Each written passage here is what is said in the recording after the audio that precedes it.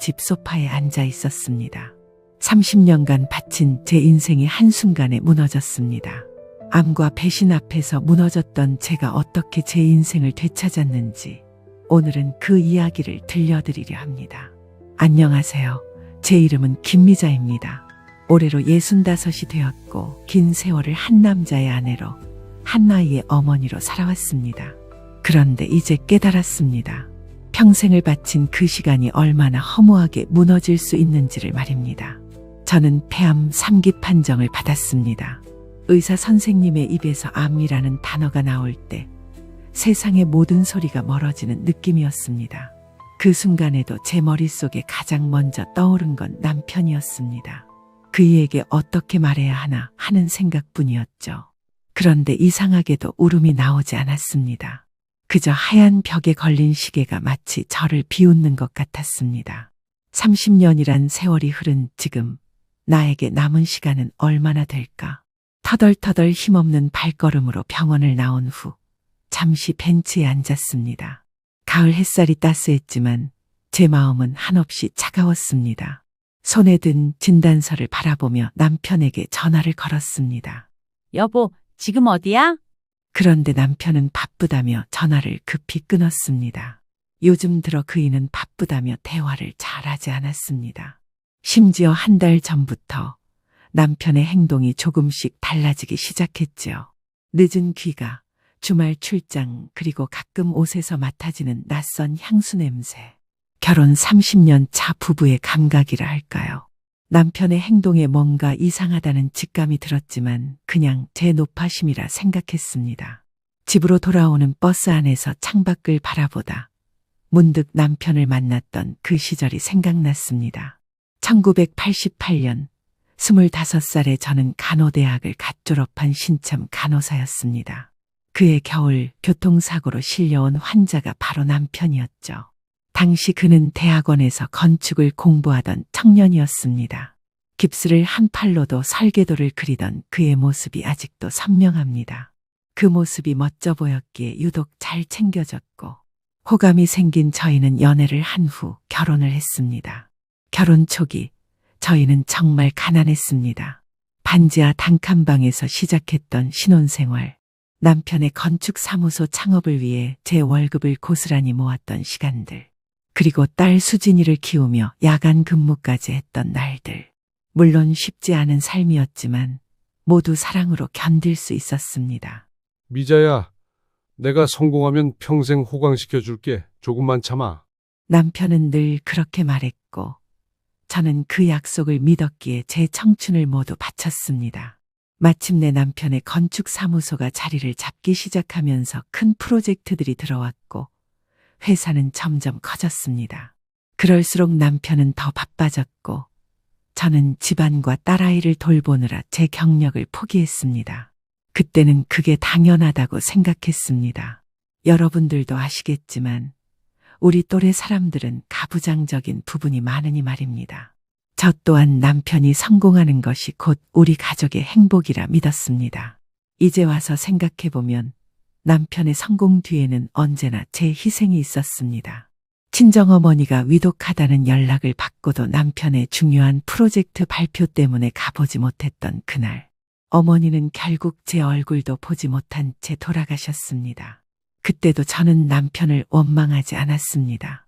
그저 가족을 위한 일이라고 스스로를 위로하며 눈물로 밤을 지새웠습니다.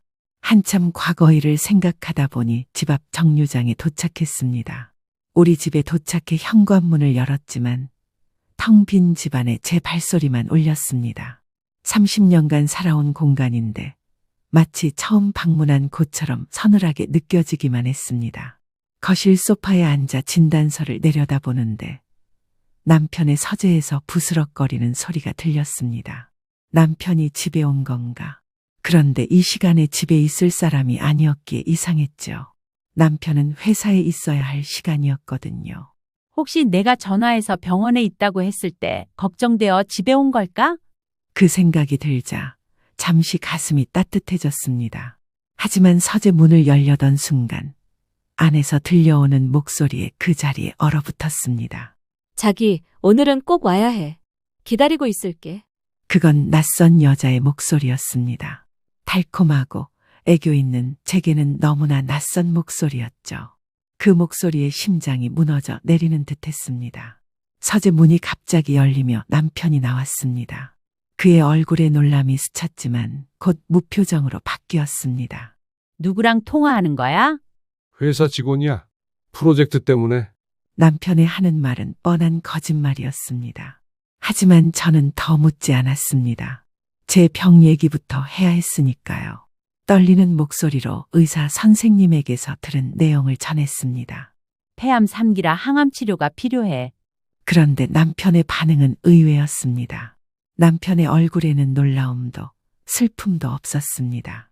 그저 현실적인 질문들 뿐이었습니다. 보험은? 치료비는 얼마나 들어? 남편의 말을 듣는 그 순간 깨달았습니다. 이 남자에게 저는 더 이상 소중한 존재가 아니라는 것을 말입니다. 어쩌면 오래전부터 그랬을지도 모릅니다. 그 순간 눈물이 나오려는 것을 참으며 냉정하게 대답했습니다. 보험으로 일부 처리되고 나머지는 내가 모아둔 돈으로 할 거야. 제 말에 남편은 고개를 끄덕이더니 알았어라는 말만 남기고 다시 서재로 들어갔습니다. 문이 닫히는 소리가 제 가슴에 대못을 박는 것 같았습니다. 그날 밤 저는 잠들지 못하고 천장만 바라보았습니다.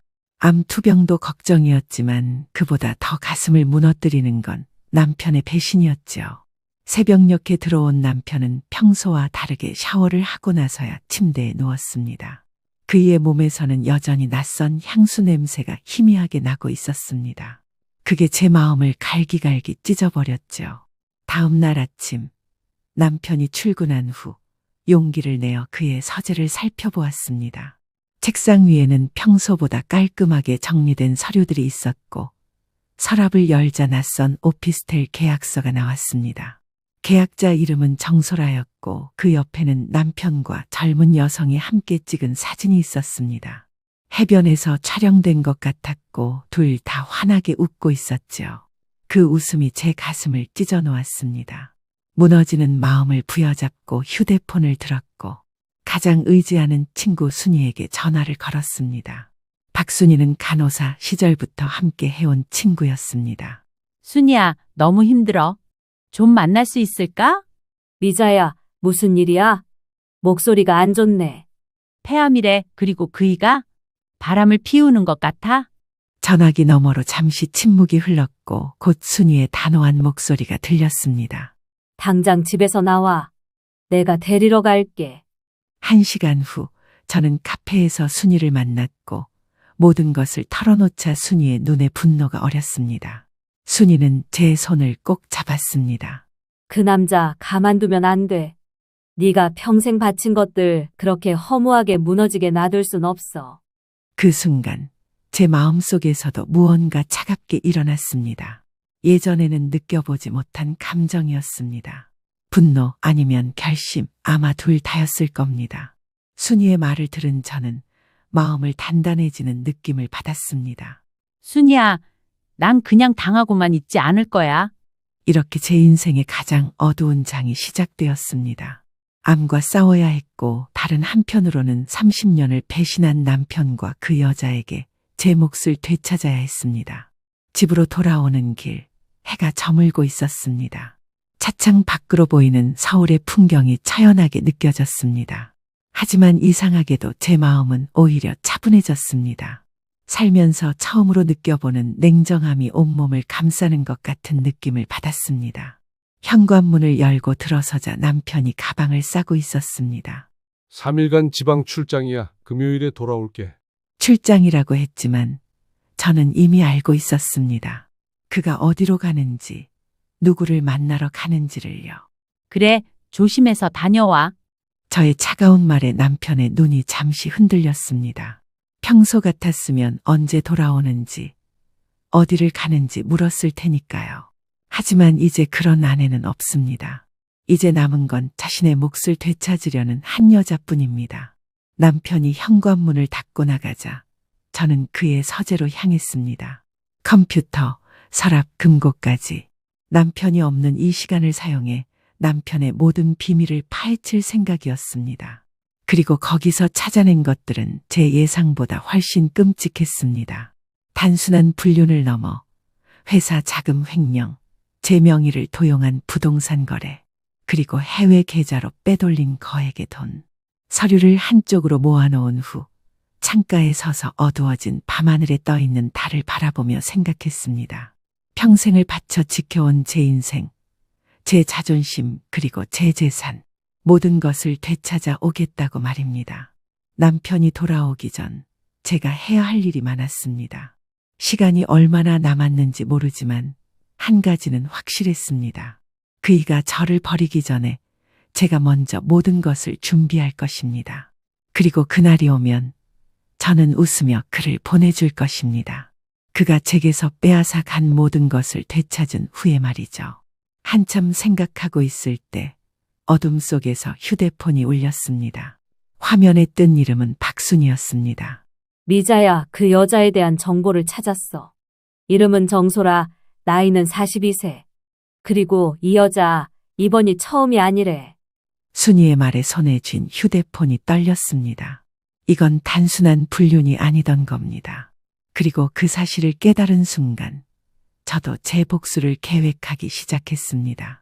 이제 더 이상 물러설 곳은 없었으니 말입니다. 남편이 출장이라며 집을 나간 지 하루가 지났습니다.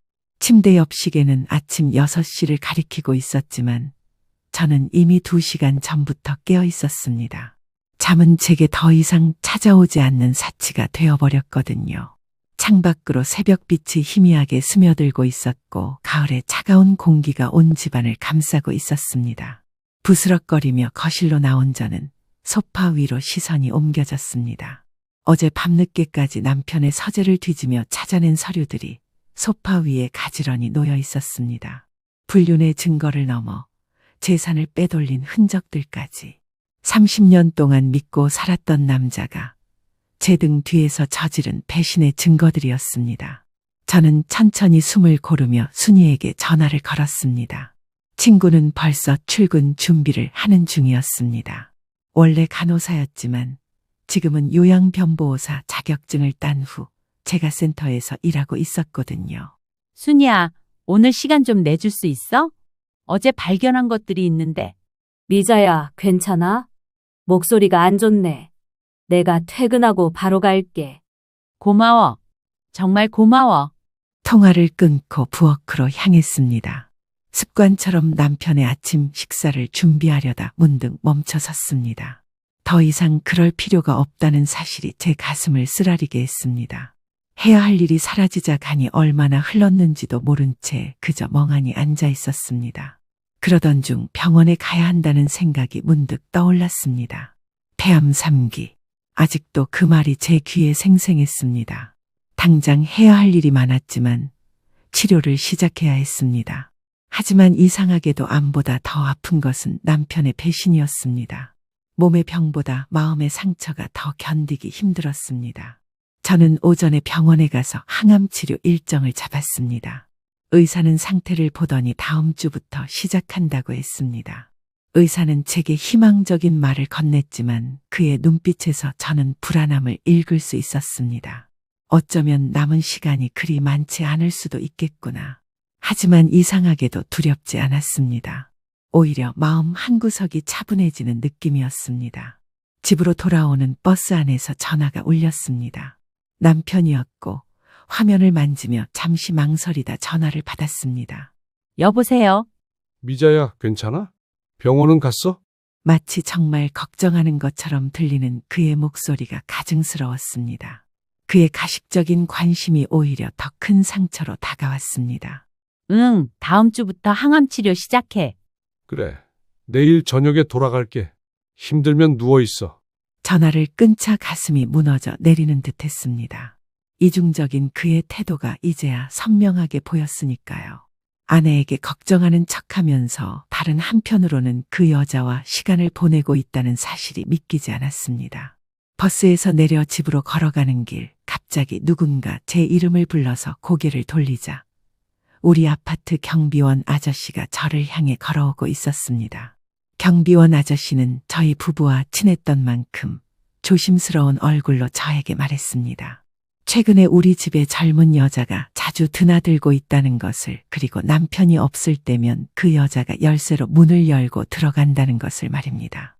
심지어 어제도 그 여자가 다녀갔다는 경비원 아저씨의 말에 가슴이 철렁 내려앉았습니다. 남편이 출장이라고 나간 바로 그날 그 여자가 우리 집을 드나들었다는 사실이 제 머릿속을 강타했습니다. 얼마나 뻔뻔한 짓인지 아파트 현관에 서서 잠시 숨을 고르며 생각했습니다. 우리 집에 들어가면 또 무엇을 발견하게 될지 두려웠습니다. 문을 열고 들어서자마자 저번과 달리 느끼지 못했던 것들을 느끼기 시작했습니다. 낯선 향수 냄새가 은은하게 집안을 감싸고 있었습니다. 거실, 부엌, 방. 그 순간 온몸에 소름이 돋았습니다. 제 집, 제 침대에서 그들이. 그 생각이 딱 떠오르자 화장실로 뛰어가 구역질을 했습니다. 아무것도 먹지 않았는데도 쓰린 위액만 올라왔고 거울 속 제 모습은 창백하고 지쳐 보였지요. 눈가에 눈물이 맺혔지만 더 이상 울지 않기로 했습니다. 분노가 눈물을 대신 차올랐거든요. 그날 오후 순이가 도착했습니다. 친구는 제 모습을 보고 놀란 듯했지만 말없이 저를 꼭 안아주었습니다. 거실 소파에 앉아 어제 찾아낸 서류들과 오늘 알게 된 사실들을 설명했습니다. 우리 집에서, 내 침대에서 그들이. 이런 개자식이. 미자야, 울지 마. 우린 이대로 당하고만 있지 않을 거야. 순이는 핸드백에서 노트북을 꺼내더니 뭔가를 보여주었습니다. 그녀가 찾아낸 정소라에 대한 정보였습니다. 순이는 주변에 아는 사람이 많았기에 여기저기 수소문해서 알아본 겁니다. 정소라, 42세, 2번의 이혼 경력이 있으며 첫 번째 남편은 그녀와 결혼한 지 3년 만에 회사가 파산했고, 두 번째 남편은 그녀와 이혼한 후 심각한 우울증을 앓고 있다고 했습니다. 그리고 충격적인 사실은 그녀가 과거에도 비슷한 수법으로 기혼 남성들에게 접근해 재산을 빼돌렸다는 소문이 있다는 것이었습니다. 이 여자, 너희 남편만 노린 게 아니야. 계획을 가지고 접근한 것 같아. 그럼 그이도 그저 그녀의 또 다른 먹잇감인 거네. 아마도. 하지만 그건 네 남편을 변명해주진 않아. 그도 똑같은 가해자야. 순이의 말에 저는 고개를 끄덕였습니다. 순이의 말이 틀리지 않았거든요. 남편은 피해자가 아니라 그도 똑같은 배신자였습니다. 단지 그 여자에게 이용당했을 뿐이죠. 순이는 제게 법률적인 조언도 해주었습니다. 그녀의 조카가 변호사라서 대충 제가 할 수 있는 증거 수집부터 이혼 소송, 재산 분할까지 설명해 주었습니다. 이혼 생각만 해도 가슴이 아파. 당연하지. 30년이잖아. 하지만 미자야, 이제 너가 해야 하는 건 네 몫을 되찾는 거야. 순이의 말에 깊은 한숨을 내쉬었습니다. 이혼이라는 단어가 아직도 낯설게 느껴졌거든요. 30년이라는 세월이 이렇게 끝난다는 게 믿기지 않았습니다. 그래도 순이 말이 맞았기에 행동하기로 결심했습니다. 제가 이 세상에서 사라진 후 그 여자와 그이에게 자신의 것을 남기고 싶지 않았으니까요. 저녁이 되어 순이가 돌아간 후 집안을 정리하기 시작했습니다. 자신이 없을 때 찾아왔을 그녀의 흔적을 지우고 싶었거든요. 그리고 남편의 옷장을 열어 그의 양복과 셔츠들을 하나씩 살펴보았습니다. 그러던 중 몇몇 셔츠 컬러에서 립스틱 자국을 발견했습니다. 예전에는 눈치채지 못했던 것들이 이제는 선명하게 보이기 시작한 거였죠. 저는 그의 가방 주머니도 확인해 봤습니다. 신용카드 영수증에는 고급 레스토랑, 호텔 그리고 주얼리 샵의 기록들이 가득했습니다. 제게는 한 번도 사주지 않았던 값비싼 선물들을 그녀에게는 아낌없이 퍼부었던 겁니다.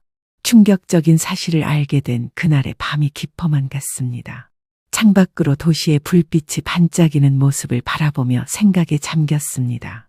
30년 전 처음 남편을 만났을 때가 떠올랐습니다.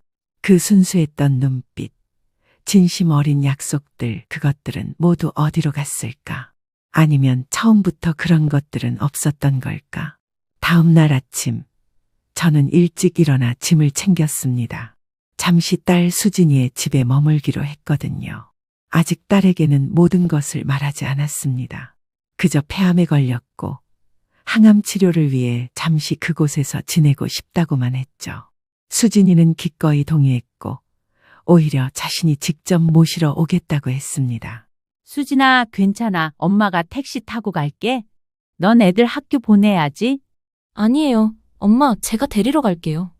애들은 남편이 학교 데려다 줄 거예요. 수진이는 항상 그랬습니다. 어릴 때부터 너무 착했고 부모를 공경하는 마음이 컸거든요. 그런 딸을 생각하니 눈물이 나왔습니다. 이런 상황을 딸에게 어떻게 설명해야 할지 그 생각만으로도 가슴이 찢어질 것 같았습니다. 짐을 다 싸고 현관에 앉아 수진이를 기다리는데 갑자기 현관문 열쇠 소리가 들렸습니다. 깜짝 놀라 문을 바라보니 남편이 들어오고 있었어요. 보아하니 하루 일찍 돌아온 것 같았습니다. 미자야, 왜 짐을 싸고 있어? 수진이 집에 좀 다녀올 거야? 치료 때문에. 그이는 저의 말에 의심스러운 눈길로 저를 바라보았습니다. 그의 눈에 불안함이 서렸습니다.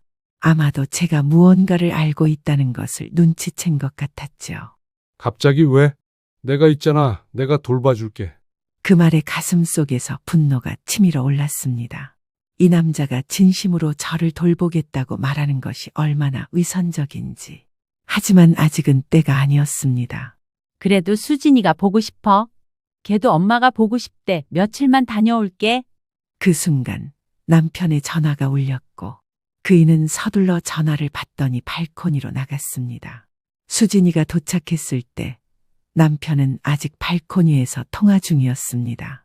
아버지는요? 발코니에서 통화 중이야. 수진이는 잠시 망설이더니 발코니로 향했지만 곧 얼굴이 굳은 채로 돌아왔습니다. 엄마, 가요. 차 안에서 수진이는 말이 없었습니다. 집을 한참 벗어난 후에야 그녀가 입을 열었습니다.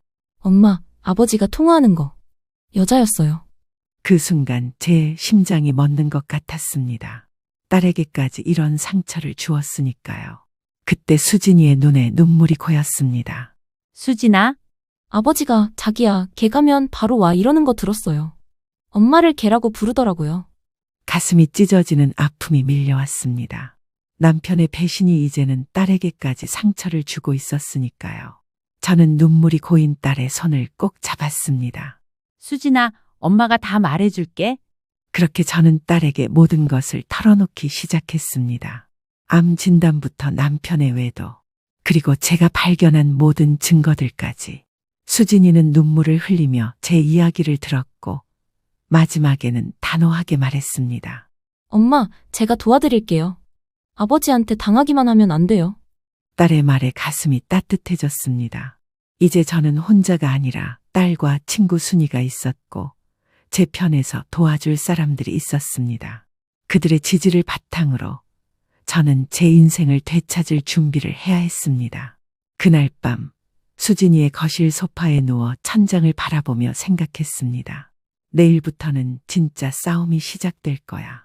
남편에 대한 미련도 30년 세월에 대한 망설임도 이제는 없어. 제게 남은 차갑고 냉정한 결심뿐이었습니다. 그때 핸드폰이 울렸고 화면을 보니 남편이었죠. 전화를 받지 않고 그대로 두었더니 잠시 후 메시지가 왔습니다. 미자야, 왜 전화를 안 받아? 걱정돼서 그래. 빨리 집에 돌아와. 네가 필요해. 메시지를 읽고 쓴웃음이 나왔습니다. 이제 와서 제가 필요하다니. 그 여자가 잠시 바빠서 그런 걸까? 아니면 제가 무언가를 알아차렸다는 것을 눈치채고 상황을 수습하려는 걸까? 순간 핸드폰이 다시 울려 화면을 바라보니 순이었습니다. 미자야, 내가 그 정소라라는 여자의 전 남편을 찾았어.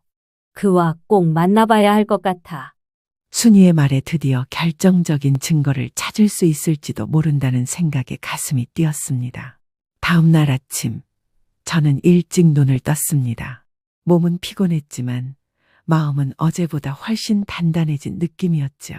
어젯밤 순이가 전해준 소식이 아직도 귓가에 맴돌았습니다. 정소라의 전 남편을 찾았다는 것, 그리고 그를 만나야 한다는 것. 소파에서 일어나 손을 뻗어 탁상 위에 약병을 집었습니다. 약을 다 먹고 물 한 잔을 마신 뒤 깊게 숨을 들이마셨습니다. 잠시 후 시간이 지나자 수진이가 부엌으로 아침을 준비했습니다. 딸은 저를 보자 밝게 웃어주었지만 그 눈빛에는 걱정이 가득했습니다. 엄마, 잘 주무셨어요? 아침 드세요. 고마워, 우리 딸. 식탁에 앉아 수진이가 내어준 죽을 한 숟갈 떠먹자 담백하고 따뜻한 맛이 입안에 퍼졌습니다. 조용한 아침 시간, 딸과 단둘이 마주 앉아 있으니 마음이 조금 편안해졌습니다. 오늘 순이가 알려준 사람을 만나볼 생각이야. 수지는 잠시 눈썹을 찌푸리더니 고민하는 듯 했어요. 상간녀의 전 남편을 만난다는 게 걱정되는 모양이었지만 곧 고개를 끄덕였습니다. 아침을 먹고 준비를 마친 후 순이에게 전화를 걸었더니 순이는 이미 약속 장소로 향하고 있다고 했습니다. 강남의 조용한 카페, 거기서 정소라의 전 남편 최지훈 씨를 만나기로 했다는 겁니다. 택시를 타고 약속 장소로 향하는 동안 마음속으로 그와 나눌 대화를 정리했습니다. 어떻게 하면 그의 도움을 얻을 수 있을지, 어떤 정보가 필요한지, 그리고 무엇보다 그 사람을 어떻게 신뢰할 수 있을지 고민했습니다. 카페에 도착하자 순이가 이미 와서 기다리고 있었고 순이 옆에는 중년의 남자가 앉아 있었습니다. 그가 바로 최지훈 씨였던 거예요. 40 중반으로 보이는 그는 예전에는 꽤 준수했을 법한 얼굴이었지만 지금은 지친 기색이 역력했습니다. 깊게 패인 눈가의 주름과 살짝 구부정한 어깨가 그동안의 고통을 말해주는 듯했습니다. 순이는 저에게 최지훈 씨를 서로 소개했습니다. 최지훈 씨는 조용히 고개를 숙여 인사했습니다. 그의 눈빛에서 저와 비슷한 상처의 흔적을 읽을 수 있었죠. 최지훈 씨는 자신의 이야기를 시작했습니다. 5년 전 그는 성공적인 무역회사를 운영했었습니다. 그때 정소라를 만났고 첫눈에 반해 결혼했다고 했죠. 처음에는 행복했지만 결혼 2년 차부터 이상한 징후들이 나타났다고 했습니다. 회사 자금이 불명확하게 빠져나가기 시작했고 그의 개인 신용카드에도 이상한 결제 내역이 발견되었다는 겁니다. 결국 그는 아내가 회사 자금을 빼돌리고 있다는 사실을 알았지만 그때는 이미 늦었습니다. 회사는 부도 위기에 처했고 그가 아내에게 이 사실을 추궁했을 때 그녀는 이미 모든 증거를 없애고 이혼을 요구했습니다. 더 충격적인 것은 그 당시 그녀가 이미 다른 남자와 만나고 있었고 최지훈 씨는 그 남자가 바로 제 남편이라고 했습니다. 최지훈 씨의 말을 들으며 가슴이 쿵쾅거렸습니다. 남편이 정소라와 만난 시기가 제가 생각했던 것보다 훨씬 더 오래되었다는 사실에 몸이 떨려왔죠. 최지훈 씨는 서류 가방을 열어 몇 가지 서류를 꺼냈습니다. 그가 가지고 있는 정소라의 비리 증거들로 법정에서는 인정받지 못했지만 상당히 구체적인 자료들이었습니다. 거기에는 정소라와 남편이 주고받은 이메일 출력물, 호텔 영수증, 그리고 몇 장의 사진까지 있었습니다. 이걸 왜 법정에서 사용하지 않으셨어요? 최지훈 씨는 쓴웃음을 지으며 그때 그는 너무 무너져 있었고 변호사도 제대로 선임하지 못했다고 말했습니다. 정소라는 최고의 변호사들을 고용했고 그의 증거들은 불법적으로 취득했다는 이유로 모두 기각되었습니다. 결국 그는 모든 재산을 잃고 회사도 파산했다는 그의 이야기를 들으니 제 가슴이 무거워졌습니다. 최지훈 씨는 제게 그의 모든 자료를 넘겨주었습니다. 그는 이제라도 자신의 전 아내와 제 남편이 응당한 대가를 받길 바란다고 했습니다. 그의 눈에는 복수의 불꽃이 아니라 정의를 바라는 간절함이 담겨 있었습니다. 카페를 나와 순이와 함께 돌아오는 길, 마음이 무거웠습니다. 최지훈 씨의 자료들은 제 가방 속에 있었지만 그 무게는 단순한 종이의 무게가 아니었습니다. 그것은 30년 결혼 생활의 종말을 의미하는 것이었으니까요. 다음 날 아침 남편에게서 전화가 왔습니다. 그는 제가 언제 집에 돌아올 것인지 물었습니다. 목소리에는 초조함이 묻어 있었습니다. 저는 오늘 집에 들를 것이라고 대답했고 제 말에 남편은 안심한 듯했습니다. 집에 도착했을 때 남편은 거실에서 기다리고 있었습니다. 그의 얼굴은 평소보다 창백했고 눈 밑에는 다크서클이 짙게 내려와 있었죠. 아마도 잠을 제대로 이루지 못한 모양이었습니다. 미자야, 어디 있었어? 왜 전화도 안 받고 너무 걱정했어? 그의 목소리에 담긴 가식적인 걱정이 역겹게 느껴졌습니다. 하지만 저는 평온한 표정을 유지했습니다. 지금은 감정을 드러낼 때가 아니었으니까요. 수진이네 있었어? 치료 때문에 마음이 복잡해서. 그 말에 남편은 안도한 듯 고개를 끄덕였습니다. 그러더니 갑자기 서랍에서 봉투 하나를 꺼냈고 제 심장이 빠르게 뛰기 시작했습니다. 사실 내가 할 말이 있어. 그가 꺼낸 것은 이혼 합의서였습니다. 종이 위에 인쇄된 협의 이혼 신청서라는 글자가 제 눈에 들어왔습니다. 남편은 제가 암에 걸린 이 상황에서 저를 버리려 하고 있었던 겁니다. 미자야, 우리 서로 힘들게 하지 말고 조용히 헤어지는 게 어떨까 싶어. 네가 아프니까 내가 다 책임질게. 치료비도 대주고. 그의 말은 계속 이어졌지만 제 귓가에는 들리지 않았습니다. 오직 분노만이 제 마음을 가득 채우고 있었습니다. 평생을 함께한 남편이 제가 가장 힘들 때 저를 버리려 한다는 사실이 믿기지 않았습니다. 그때 현관 벨 소리가 울렸고 남편이 문을 열자 정소라가 서 있었습니다. 그녀는 저를 보고 잠시 당황한 듯했지만 곧 자신감 넘치는 미소를 지었습니다. 어머, 여기 계셨군요. 안녕하세요. 처음 뵙겠습니다. 그녀의 목소리는 달콤했지만 눈빛은 차갑고 계산적이었습니다. 정소라는 거실로 들어와 마치 이 집의 주인인 양 자연스럽게 소파에 앉았습니다. 남편은 어색하게 서 있다가 그녀 옆에 앉으며 말했습니다. 미자야, 이 사람이 정소라 씨, 내 회사 일을 많이 도와준 사람이야.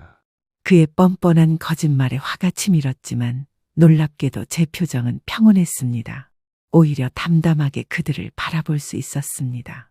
김미자 씨, 이렇게 뵙게 되어 정말 유감이에요. 하지만 어쩔 수 없는 상황인 것 같아요. 사장님과 저는 서로 사랑하게 되었어요. 그녀의 말에 남편은 잠시 당황한 듯했지만 곧 고개를 끄덕였습니다. 그들은 이미 모든 것을 계획해 놓은 듯했습니다.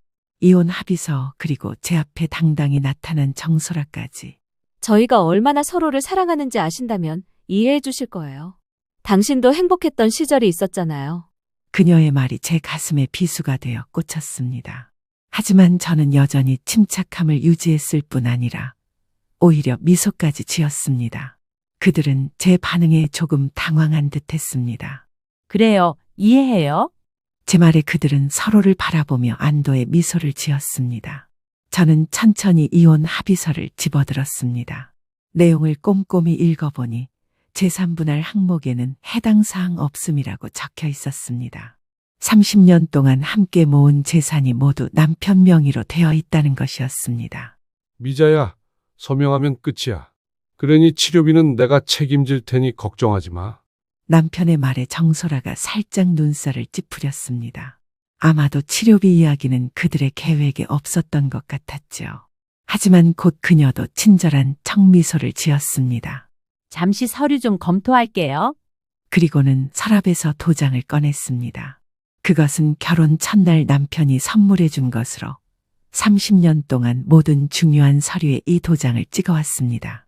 저는 천천히 도장을 들어 올렸고 그들의 얼굴에는 기대감이 가득했습니다. 우리 30년 세월이 이렇게 끝나는군요. 물론 법원에서 재산 분할은 별도로 청구할 거예요. 뭐, 여기 재산분할 항목에 해당 사항 없다고 되어 있잖아. 법적으로 30년 결혼 생활 동안의 재산은 공동재산이에요. 이 서류는 단지 이혼 의사 확인일 뿐이죠. 제 말에 남편은 잠시 당황한 표정을 지었지만 곧 무표정으로 돌아왔습니다. 정소라는 참을성 없이 제 손길을 쫓고 있었고 저는 도장을 이혼 서류 위에 찍었습니다. 이제 끝났네요. 당신들 뜻대로 됐어요. 남편은 안도의 한숨을 내쉬었고 상간녀는 승리의 미소를 지었습니다. 그들은 서로의 손을 꼭 잡았는데 마치 오랜 싸움에서 이긴 것처럼 기뻐하는 모습이었습니다. 저는 조용히 웃으며 자리에서 일어났습니다. 이제 이 집에 더 이상 머물 이유가 없었으니까요. 현관문 쪽으로 걸어가며 저는 마지막으로 그들을 돌아보았습니다. 행복하세요. 두 분 다요. 그들은 잠시 당황한 듯했지만 고단도의 표정을 지었습니다. 제가 순순히 물러나는 것이 의외였던 모양입니다. 집을 나서는 순간 제 입가에 또 다시 미소가 번졌습니다. 아마 그들은 알지 못했을 테지요. 제가 웃으며 도장을 찍은 이유를 그리고 그 도장이 의미하는 것이 무엇인지를 차 안에서 휴대폰을 꺼내 순이에게 전화를 걸었습니다. 순이야, 끝났어. 이제 시작하자. 정말 도장 찍었어? 응. 전화를 끊고 하늘을 올려다보았습니다. 구름 한 점 없이 맑은 가을 하늘이 펼쳐져 있었는데 마치 제 마음처럼 깨끗하고 단단해진 하늘이었습니다. 수진이네 집으로 돌아오는 길. 제 머릿속에는 앞으로의 계획이 하나씩 그려지고 있었습니다. 최지훈 씨에게서 받은 자료들, 그리고 제가 몰래 준비해온 증거들. 이 모든 것이 하나로 맞물려 돌아가기 시작했습니다. 이제 제가 웃으며 찍은 도장이 그들에게 어떤 결과를 가져올지 그들은 상상조차 하지 못할 것입니다. 그것은 단순한 이혼 동의가 아니었습니다. 그것은 제 인생을 되찾기 위한 첫 번째 단계였으니까요. 아파트 로비에 도착하자 딸이 걱정스러운 표정으로 기다리고 있었습니다. 엄마, 괜찮아요? 왜 웃고 계세요? 괜찮아, 수진아. 이제 정말 괜찮아. 저는 딸의 손을 꼭 잡았습니다. 그렇게 일주일이 빠르게 지나갔습니다. 아침 7시 수진이네 집 창문으로 들어오는 햇살에 눈을 떴습니다. 오늘은 제가 계획한 복수의 시작이 될 날이었습니다. 가슴이 두근거렸지만 이상하게도 마음이 편했던 날이었어요. 저는 침대에서 일어나 거울을 마주했습니다. 항암 치료 첫 주기를 시작한 뒤로 얼굴은 조금 더 창백해졌고 눈 밑에는 다크서클이 짙게 내려와 있었지만 그 눈빛만은 어느 때보다 강인했습니다. 더 이상 약한 모습으로 살지 않겠다는 의지가 담겨 있었습니다. 아침 식사를 마치고 수진이와 함께 변호사 사무실로 향했습니다. 지난 일주일 동안 순이의 조카인 정 변호사와 수차례 만나며 모든 증거와 법적 절차를 준비해왔습니다. 최지훈이 건네주었던 자료, 제가 몰래 수집한 증거들, 그리고 가장 중요한 것은 이혼 서류에 제가 몰래 추가한 단서 조항이었습니다. 변호사 사무실에 도착하자 순이도 이미 와 있었습니다. 순이는 저를 보자마자 따뜻하게 안아주었습니다. 미자야, 오늘 준비됐어? 응, 모든 준비 끝났어. 정 변호사는 책상 위에 서류들을 가지런히 정리하고 있었습니다. 그는 차분한 목소리로 오늘의 계획을 다시 한번 설명했습니다. 저희의 첫 번째 타겟은 이대현의 건설회사였습니다. 남편은 지난 3년간 회사 자금을 개인 용도로 유용하고 세금 포탈을 해왔습니다. 그리고 그 증거가 제 손에 있었기에 정 변호사는 국세청에 제출할 세금 포탈 신고서를 보여주었습니다. 이미 지난주에 접수가 완료되었고 초기 검토 단계를 통과했다고 했습니다. 세무조사는 신고 내용의 타당성을 검토한 후 약 2에서 3주 내에 시작될 것이라고 했지만 다행히 증거가 명확하여 일정이 당겨질 가능성도 있다고 했습니다. 두 번째 타겟은 정소라였습니다. 최지훈 씨에게서 받은 자료와 제가 수집한 증거들로 그녀가 저지른 사기 행각을 경찰에 신고했습니다. 이 신고도 지난주에 접수되었고 제 명의를 도용해 대출을 받은 흔적도 발견했기에 담당 형사가 사건의 심각성을 인지하고 우선적으로 수사를 시작하겠다고 약속했습니다. 마지막으로 가장 중요한 것은 재산 분할 문제였습니다. 남편은 모든 재산이 자신의 명의로 되어 있다고 생각했지만 그가 미처 알지 못했던 사실이 있었습니다. 결혼 25주년 때 남편이 제게 선물한 강남의 상가 건물, 그 건물의 등기부등본에는 제 이름이 공동 소유자로 올라가 있었습니다.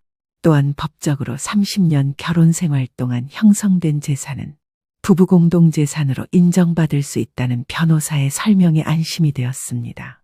이제 시작하시겠습니까? 네, 시작합시다. 정 변호사는 전화기를 들어 간단히 통화를 했습니다.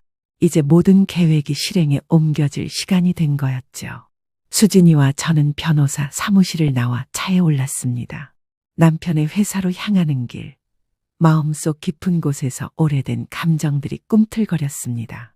지난 세월을 생각했더니 금방 남편의 회사 앞에 도착했지만 아직 국세청 조사관들은 보이지 않았습니다.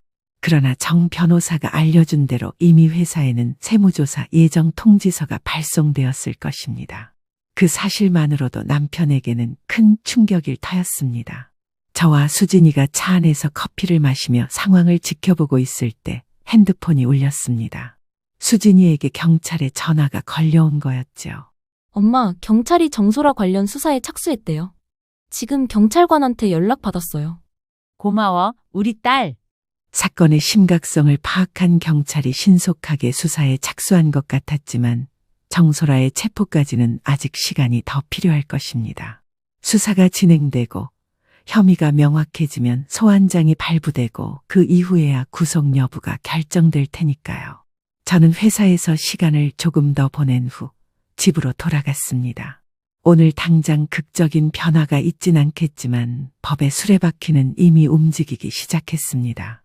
이제 저는 인내심을 갖고 그 과정을 지켜보기만 하면 되는 거니까요.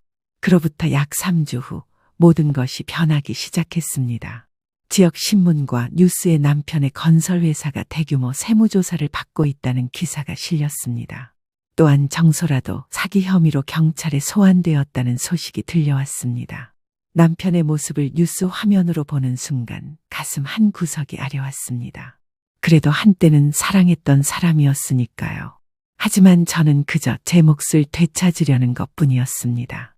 그리고 드디어 약 한 달 후 정소라가 구속되었다는 소식이 들려왔습니다. 다수의 사기 혐의와 함께 제명의 도용 혐의도 포함되어 있었다면서 말해요. 강남의 고급 아파트에 살던 그녀가 이제는 구치소에 수감된 것이었습니다. 그 모습을 상상하니 마음속 깊은 곳에서 짜릿한 통쾌함이 느껴졌습니다. 하지만 가장 중요한 순간은 아직 오지 않았습니다. 제가 할 수 있는 최고의 복수, 저는 남편을 만나기로 했습니다. 제가 이 모든 일의 배후에 있다는 것을, 그리고 제가 얼마나 강해졌는지를 알려주고 싶었습니다. 마침 그날 오후 남편에게서 전화가 왔죠. 그의 목소리는 제가 한 번도 들어본 적 없는 절박함으로 가득했습니다. 미자야, 큰일 났어. 회사에 세무조사가 나왔어. 모든 자료를 가져갔어. 그래? 안 됐구나. 뭐, 미자야, 이거 심각해. 누가 신고했대? 내가 누굴 의심해야 할지 모르겠어. 나야? 순간 전화기 너머로 침묵이 흘렀습니다. 남편은 제 말을 이해하지 못한 것 같았습니다. 뭐라고? 무슨 소리야? 내가 신고했어. 네가 회사 돈을 빼돌리고 세금을 탈세한 증거를 모두 가지고 있었거든. 그의 숨소리가 거칠어졌습니다. 아마도 충격을 받은 것 같았지요. 미자야, 너 이러면 안 돼. 우린 30년을 함께 살았잖아. 맞아, 30년이지. 그 30년 동안 내가 얼마나 널 믿고 사랑했는지. 그런데 넌 날 버렸어. 내가 암에 걸렸을 때 넌 날 버렸어. 미자야, 내가 잘못했어. 용서해줘. 우린 다시 시작할 수 있어. 그의 말에 쓴웃음이 나왔습니다. 늦었어. 이제 모든 게 끝났어. 그리고 하나 더 알려줄게.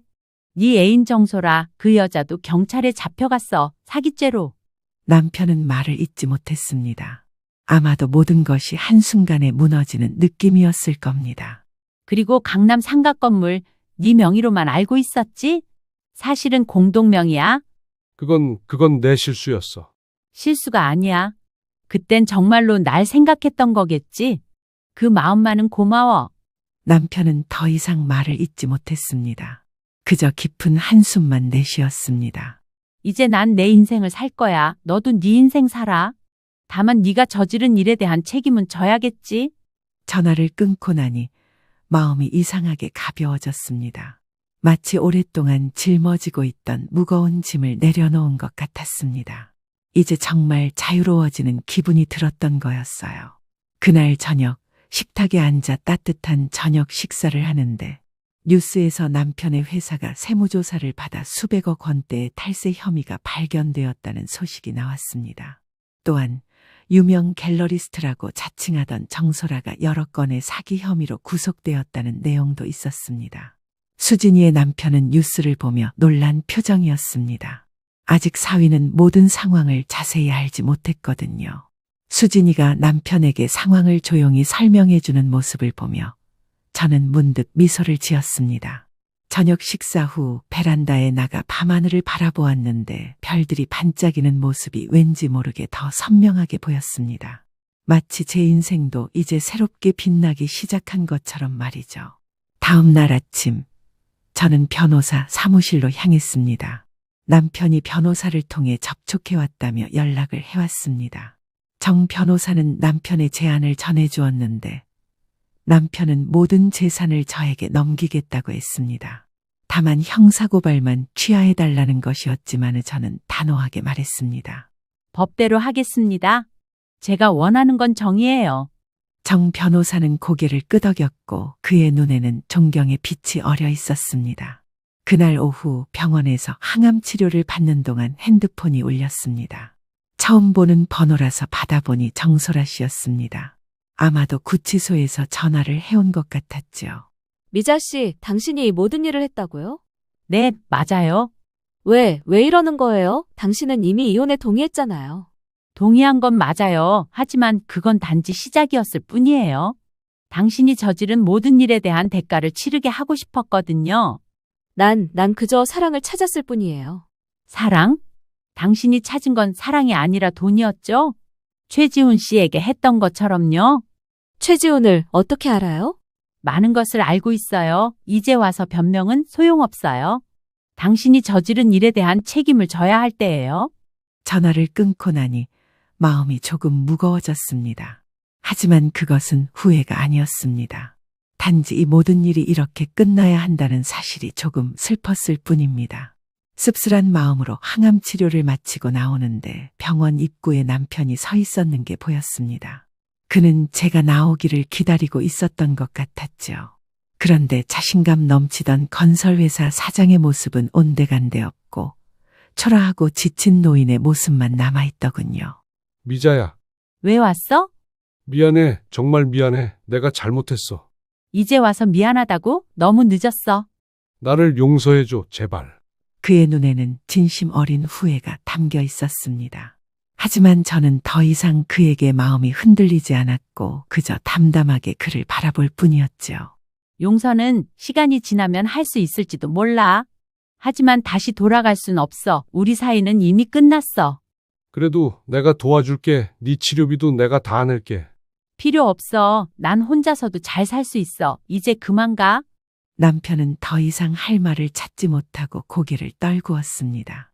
그리고 천천히 발걸음을 옮겨 병원을 빠져나갔습니다. 그의 뒷모습을 바라보며 문득 30년 전 처음 만났을 때의 모습이 떠올랐습니다. 그때의 순수했던 청년은 이제 어디로 사라진 걸까? 집으로 돌아오는 길, 하늘은 이제 완전히 어두워져 있었습니다. 하지만 마음은 그 어느 때보다 밝았습니다. 비록 암과의 싸움은 아직 끝나지 않았지만 이제 저는 제 인생의 주인으로 당당히 서 있었으니 말입니다. 수진이네 집에 도착하자 손주들이 반갑게 달려왔고 손주들의 순수한 웃음이 제 마음을 따뜻하게 덮였습니다. 그날 밤 침대에 누워 천장을 바라보며 생각했습니다. 이제 정말 모든 것이 끝난 걸까? 아니, 끝이 아니라 새로운 시작이라는 생각이 들었습니다. 비록 암이라는 시련이 아직 남아있지만 저는 이제 두렵지 않았거든요. 저는 충분히 강해졌으니까요. 그리고 내일은 또 다른 날이 밝아올 테니까요. 그렇게 몇 달의 시간이 흘렀고 병원 검사실 의자에 앉아 결과를 기다리는 동안 지난 6개월을 돌아보게 되었습니다. 인생이 얼마나 빠르게 변할 수 있는지 그리고 얼마나 많은 일이 일어날 수 있는지 새삼 실감했습니다. 항암 치료의 고통은 말로 표현할 수 없을 만큼 힘들었죠. 머리카락이 빠지고 온몸이 쑤시고 밥 한 숟가락 넘기는 것조차 힘들었던 날들. 하지만 그 모든 시간을 수진이와 손주들 그리고 순이의 도움으로 견뎌낼 수 있었습니다. 그리고 오늘 3차 항암 치료가 끝난 후 중간 검사 결과를 받는 날이었습니다. 간호사가 저를 불렀고 제 심장이 빠르게 뛰기 시작했습니다. 이 순간을 위해 얼마나 많은 고통을 견뎌왔는지 그 누구도 모를 테니 말이에요. 주치의 선생님 앞에 앉자 선생님은 검사 결과를 말해주셨습니다. 다행히도 종양이 이전보다 약 30% 정도 줄어들어 희망이 있다고 말씀해 주셨죠. 완치까지는 아직 갈 길이 멀지만 치료에 긍정적인 반응을 보이고 있다는 소식이었습니다. 의사는 앞으로도 계속해서 항암 치료를 이어가야 한다고 말하셨지만 이 작은 희망의 빛은 제게 큰 위안이 되었습니다. 병원을 나서자 수진이가 저를 기다리고 있었고 제 표정만 보고도 좋은 소식임을 알아챘는지 달려와 안아주었습니다. 엄마, 좋은 소식이죠? 응, 많이 좋아졌대. 딸의 품에 안겨 조용히 눈물을 흘렸습니다. 기쁨의 눈물이자 지난 시간의 고통을 씻어내는 눈물이었죠. 병원에서 나와 수진이와 함께 공원으로 향했고 이제 막꽃이 피기 시작한 벚나무 아래 벤치에 앉아 잠시 봄날의 따스함을 만끽했습니다. 아, 지난 6개월간 제 인생에는 많은 변화가 있었습니다. 남편은 결국 세금 포탈 혐의로 재판을 받게 되었고 집행유예 판결을 받았죠. 회사는 부도가 났고 그가 그토록 아끼던 사회적 지위와 명예는 모두 사라져버렸습니다. 그리고 정소라는 사기 혐의로 실형을 선고받아 교도소에 있다는 말을 들었습니다. 남편과의 재산 문제는 생각보다 수월하게 정리되었는데 강남의 상가 건물은 제 명의로 완전히 이전되었고 이혼 과정에서 숨겨놓았던 재산의 일부도 제게 돌아왔습니다. 그렇게 저는 경제적으로도 자립할 수 있게 된 거였죠. 엄마, 이제 어떻게 하실 거예요? 계속 우리 집에 사실 거예요? 아니, 이제 엄마 집을 구할 거야. 너희에게 부담 주기 싫어. 수지는 섭섭한 듯 눈썹을 찌푸렸지만 곧 이해한다는 듯 고개를 끄덕였습니다. 딸은 제 독립을 존중해 주었고 그게 얼마나 고마웠는지 모릅니다. 집으로 돌아오는 길, 순이에게 전화를 걸었습니다. 좋은 소식을 제일 먼저 알려주고 싶었거든요. 순이는 제 소식을 듣고 기뻐하며 주말에 만나자고 했습니다. 일주일 후 저는 작은 아파트를 계약했습니다. 수진이네 집에서 그리 멀지 않은 곳이라 손주들을 자주 볼 수 있으면서도 제 공간을 가질 수 있는 곳이었죠. 새 집에 들어서는 순간 묘한 감정이 밀려왔습니다. 65년을 살아오면서 처음으로 진정한 의미의 내 집을 갖게 된 겁니다. 30년간 살았던 집의 물건들은 거의 가져오지 않았고 거의 새로 장만했습니다. 새로운 시작을 위해서는 새로운 물건들이 필요하다고 생각했거든요. 저녁이 되자 저는 새 집의 거실에 앉아 창밖을 바라보았습니다. 도시의 불빛이 반짝이는 모습이 참 아름다웠습니다. 그때 문득 전화벨이 울렸고 모르는 번호라 여보세요 하고 받았습니다. 미자야, 나야. 바로 남편의 목소리였죠. 그 순간 심장이 잠시 멈춘 듯 했습니다. 마지막으로 그를 본 것은 3개월 전 법정이었거든요. 무슨 일이야? 그냥 네가 어떻게 지내나 궁금해서 수진이한테 전화번호 받았어. 난 괜찮아. 암도 많이 좋아졌고 새 집으로 이사했어? 다행이다. 정말 다행이야. 그의 목소리에는 진심 어린 안도감이 묻어 있었습니다. 6개월 전과는 완전히 다른 사람 같았죠. 미자야, 미안해. 정말 미안해. 용서해달라는 게 아니야. 그냥 네가 행복했으면 좋겠어. 고마워. 당신은 어떻게 지내? 그럭저럭 작은 월세 방에서 살고 있어. 건설 일은 이제 못하고 작은 철물점에서 일하고 있어. 그의 말에 마음 한 구석이 아려왔습니다. 한때는 사랑했던 사람이었고 30년을 함께한 남편이었으니까요. 하지만 이제 그는 제 인생의 한 페이지를 장식한 추억일 뿐이었습니다. 잘 지내. 건강 조심해. 너도 행복하게 살아. 전화를 끊고 나니 묘한 평화로움이 찾아왔습니다. 이제 정말 모든 것이 끝났다는 느낌이었거든요. 전화를 끊은 후 저는 베란다에 나가 별을 바라보았습니다. 봄밤의 별들은 유난히 밝게 빛나고 있었고 문득 지난날의 제 모습이 떠올랐습니다. 남편에게 모든 것을 바치며 살았던 그 시절, 자신의 욕망과 꿈을 포기했던 그 시절, 지금 생각해보면 참 안타까웠습니다. 하지만 후회는 하지 않았습니다. 그 모든 경험이 지금의 저를 만들었으니까요. 배신의 아픔, 암과의 싸움, 그리고 그것을 이겨낸 과정. 모든 것이 제 인생의 소중한 한 페이지가 되었으니요. 이제 저는 새로운 인생을 시작하고 있습니다. 아직 남은 시간이 얼마인지는 모르지만 그 시간을 온전히 제 자신을 위해 살고 싶었습니다. 여행도 가고 새로운 취미도 찾고 좋은 사람들과 교류하며 살고 싶더군요. 인생은 우리가 넘어질 때가 아니라 다시 일어서지 않을 때 끝난다. 문득 그 말이 생각나더군요. 저는 넘어졌지만 다시 일어섰습니다. 그리고 이제는 더 강하고 단단해진 모습으로 앞으로 나아가고 있었기에 앞으로의 날들이 기대되었죠. 비록 암이라는 그림자가 완전히 사라진 것은 아니지만 저는 더 이상 두렵지 않았습니다. 저는 충분히 강해졌으니까요. 내일은 또 다른 시작입니다. 새로운 하루, 새로운 도전, 그리고 새로운 행복이 기다리고 있겠죠.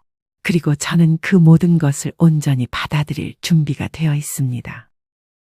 67살 김명자 씨는 김미영이라는 소중한 딸이 있었습니다. 미영이는 명자 씨의 늦둥이로 명자 씨가 어려운 환경에서도 혼신의 힘을 다해 키운 딸이었습니다. 남편을 일찍 여의고 홀로 딸을 키운 명자 씨에게 미영이는 삶의 전부나 다름없었습니다. 공부도 잘하고 성격도 착했던 미영이는 명자 씨의 자랑이자 희망이었습니다. 그런 미영이가 30대 초반이 되었을 때 박준호라는 남자와 만나게 되었습니다. 처음 미영이가 남자친구가 생겼다고 말했을 때 명자 씨는 기쁨과 걱정이 동시에 밀려왔습니다. 기쁜 건 딸이 좋은 사람을 만나 행복해할 수 있다는 것이었고, 걱정되는 건 혹시 좋지 않은 사람을 만나 상처받을까 하는 마음이었습니다. 준호 씨를 처음 집에 데려왔을 때의 일을 명자 씨는 생생히 기억하고 있었습니다. 그날은 봄비가 내리는 일요일 오후였습니다. 명자 씨는 딸의 남자친구를 맞이하기 위해 정성껏 음식을 준비했습니다. 경제적으로 여유롭지 않았지만 딸이 좋아하는 사람이니만큼 최선을 다했습니다. 그렇게 처음 집으로 온 준호 씨는 누가 봐도 괜찮은 사람이다라고 생각할 수 있었습니다. 그런데 명자 씨 마음에는 걸리는 구석이 있었습니다. 눈빛에서 진정성이 느껴지지 않았고 딸을 바라보는 시선에서 깊은 사랑보다는 계산적인 무언가가 엿보였기 때문입니다. 미영아, 그 남자 정말 괜찮은 거니? 엄마가 보기엔 뭔가 진심이 느껴지지 않는데. 명자 씨의 목소리에는 깊은 우려가 담겨 있었습니다. 수십 년간 세상을 살아온 경험으로 사람을 보는 눈이 생긴 명자 씨였지만 딸 앞에서는 조심스러울 수밖에 없었습니다. 엄마, 준호 씨는 정말 좋은 사람이에요. 저를 많이 아껴주고 사랑해줘요. 너무 걱정하지 마세요. 미영이의 얼굴에는 행복한 미소가 가득했습니다. 처음으로 진정한 사랑을 만났다고 믿고 있는 그녀의 모습을 보며 명자 씨는 마음이 복잡했습니다. 딸이 행복해하는 모습은 기뻤지만 동시에 불안감이 계속 엄습해왔습니다. 그래도 엄마 눈에는 뭔가 계산적으로 보여. 너를 대하는 태도에서 사랑보다는 다른 것이 앞서는 것 같아. 명자 씨는 최대한 조심스럽게 말했지만 내심으로는 확신이 있었습니다. 준호 씨가 미영이와 대화할 때의 표정, 집안 상황을 살피는 눈빛, 그리고 명자 씨를 대하는 미묘한 태도에서 뭔가 불편함을 느꼈기 때문입니다. 그날 저녁 식사 자리에서 준호 씨는 정중하게 행동했지만 명자 씨는 예비사위의 행동 하나하나를 예리하게 관찰했습니다. 예비사위는 음식을 먹을 때도 조심스럽게 주변을 둘러보며 집안 살림살이를 평가하는 듯한 시선을 보냈고, 미영 씨가 잠시 자리를 비운 사이에는 명자 씨에게 직업이나 경제적 상황에 대해 은근히 탐색하는 질문들을 던졌습니다. 준호 씨가 돌아간 후 명자 씨가 미영이에게 말해봤지만 미영이는 단호하게 말했습니다. 엄마, 제가 행복하다는 게 중요한 거 아니에요. 준호 씨와 함께 있으면 정말 행복해요. 미영이는 어머니의 걱정을 이해하면서도 자신의 감정을 믿고 싶어 했습니다. 명자 씨는 딸의 이런 모습을 보며 가슴이 먹먹해졌습니다. 사랑의 눈이 먼 딸을 어떻게 설득할 수 있을지 막막했습니다. 이때 명자 씨의 오랜 친구 최영희 씨가 조언을 해주었습니다. 영희 씨는 명자 씨와 40년 넘게 친구로 지낸 사이로 명자 씨가 미영이를 혼자 키우는 동안 많은 도움을 준 고마운 사람이었습니다. 영희 씨는 명자 씨보다 2살 위로 인생의 선배이자 든든한 조언자 역할을 해왔습니다. 명자야, 네가 아무리 걱정되더라도 미영이가 선택한 사람이잖아. 일단 믿어보자. 시간이 지나면 그 사람 진심이 드러날 거야. 영희 씨의 말에는 깊은 지혜가 담겨 있었습니다. 그녀 역시 아들딸을 키우면서 비슷한 경험을 했기 때문에 명자 씨의 마음을 충분히 이해하고 있었습니다. 그래, 영희야, 내가 너무 예민하게 구는 건가 싶기도 하고. 미영이 행복하면 그것만으로도 좋게. 명자 씨는 친구의 조언에 고개를 끄덕였지만 마음 한편으로는 여전히 불안감이 가시지 않았습니다. 하지만 딸의 행복을 위해서라면 자신의 걱정은 뒤로 미뤄둘 수 있었습니다. 그래, 그리고 혹시 정말 문제가 생기면 그때 네가 나서면 되잖아. 미영이도 이제 어른이니까 스스로 판단할 거야. 영희 씨는 명자 씨를 달래면서도 마음 한편으로는 명자 씨의 직감이 맞을 수도 있다는 생각을 하고 있었습니다. 하지만 지금 당장은 미영이의 선택을 존중해 주는 것이 최선이라고 판단했습니다. 몇 달간의 교제 끝에 준호 씨가 미영이에게 프로포즈를 했습니다. 미영이는 기쁜 마음으로 어머니에게 결혼 소식을 전했습니다. 엄마, 준호가 저에게 프로포즈했어요. 우리 결혼하기로 했어요. 미영이의 얼굴은 행복으로 빛나고 있었습니다. 정말 축하한다. 미영아, 엄마도 기뻐. 명자 씨는 딸의 행복을 위해 미소를 지었지만 마음속으로는 복잡한 감정이 교차했습니다. 결혼 준비 과정에서 명자 씨의 불안감은 더욱 커졌습니다. 준호 씨와 그의 가족들이 결혼 준비에 대해 보이는 태도가 마음에 들지 않았기 때문입니다. 명자 씨가 경제적으로 어려운 상황임을 알면서도 혼수나 예단에 대해 은근히 부담을 주는 듯한 분위기를 만들었습니다. 결혼식 당일이 다가왔습니다. 명자 씨는 복잡한 마음을 억누르고 딸의 결혼식을 준비했습니다. 경제적으로 여유롭지 않은 상황에서도 딸을 위해 최선을 다했습니다. 혼수도 정성껏 준비하고 결혼식장도 예쁘게 꾸몄습니다. 미영아, 오늘 정말 예쁘다. 엄마가 봐도 천사 같아? 결혼식 당일 아침, 명자 씨는 미영이를 보며 감격의 눈물을 흘렸습니다. 그동안 혼자 키운 딸이 이렇게 예쁜 신부가 되어 새로운 가정을 꾸리게 된다니 감개무량했습니다. 엄마, 그동안 정말 고생 많았어요. 저를 이렇게 키워주셔서 감사해요. 미영이도 눈물을 글썽이며 어머니에게 감사의 마음을 표했습니다. 아버지 없이 자신을 키워준 어머니에 대한 고마움이 가슴 깊이 새겨져 있었습니다. 고생은 무슨, 네가 행복하게 사는 게 엄마 소원이야. 준호와 행복하게 살아. 명자 씨는 딸을 꼭 안아주며 축복의 말을 건넸습니다. 하지만 마음 한편으로는 여전히 불안감이 자리 잡고 있었습니다. 결혼식이 진행되는 동안 명자 씨는 사돈 식구들을 유심히 관찰했습니다. 사돈들은 겉으로는 정중했지만 뭔가 명자 씨를 무시하는 듯한 태도를 보였습니다. 경제적으로 여유롭지 않은 명자 씨를 은근히 깔보는 것 같았습니다. 이런 분위기를 감지한 영희 씨가 명자 씨를 위로했습니다. 명자야, 너무 신경 쓰지 마. 중요한 건 미영이 행복이야. 맞아. 영희야, 오늘은 우리 미영이 날이니까 기쁘게 생각해야지. 명자 씨는 불쾌한 기분을 억누르고 딸의 행복한 하루를 위해 미소를 지었습니다. 결혼 초기부터 문제의 조짐은 나타나기 시작했습니다. 신혼여행에서 돌아온 미영이의 표정에서 뭔가 어두운 그림자가 느껴졌습니다. 명자 씨는 예민하게 딸의 변화를 감지했습니다. 미영아, 신혼여행 어땠니? 재미있었어? 네, 엄마, 좋았어요. 하지만 미영이의 대답은 이전과 달리 활기가 없었습니다. 눈빛도 어딘지 모르게 흐려져 있었고 평소보다 말수도 적었습니다. 명자 씨는 뭔가 일이 있었음을 직감했지만 신혼 초기라 조심스럽게 지켜보기로 했습니다. 미영 씨는 신혼여행을 기대했습니다. 그런데 준호 씨는 신혼여행 때부터 미영이에게 불만을 표출하기 시작했습니다. 여행 경비가 많이 든다며 미영이를 탓했고 명자 씨가 준비해준 혼수에 대해서도 불만을 늘어놓았습니다. 미영아, 다른 사람들은 신혼여행을 몇 주씩 가는데 우리는 왜 이렇게 짧게 가야 해? 준호 씨, 저희 형편에 맞춰서 가는 거잖아요. 그래도 좋은 추억 만들어요. 형편? 네 엄마가 좀 더 준비해줬으면 이런 일은 없었을 텐데. 사위는 처가에 대한 불만을 직접적으로 드러내기 시작했습니다. 몇 주가 지나자 더 큰 문제가 드러났습니다. 사위는 경제적으로 어려워지자 모든 책임을 아내에게 전가하기 시작했습니다. 미영아, 우리가 이렇게 어려운 것도 다 네 탓이야. 너가 살림을 제대로 못해서 돈이 이렇게 나가는 거라고. 사위의 목소리에는 짜증과 분노가 가득했습니다.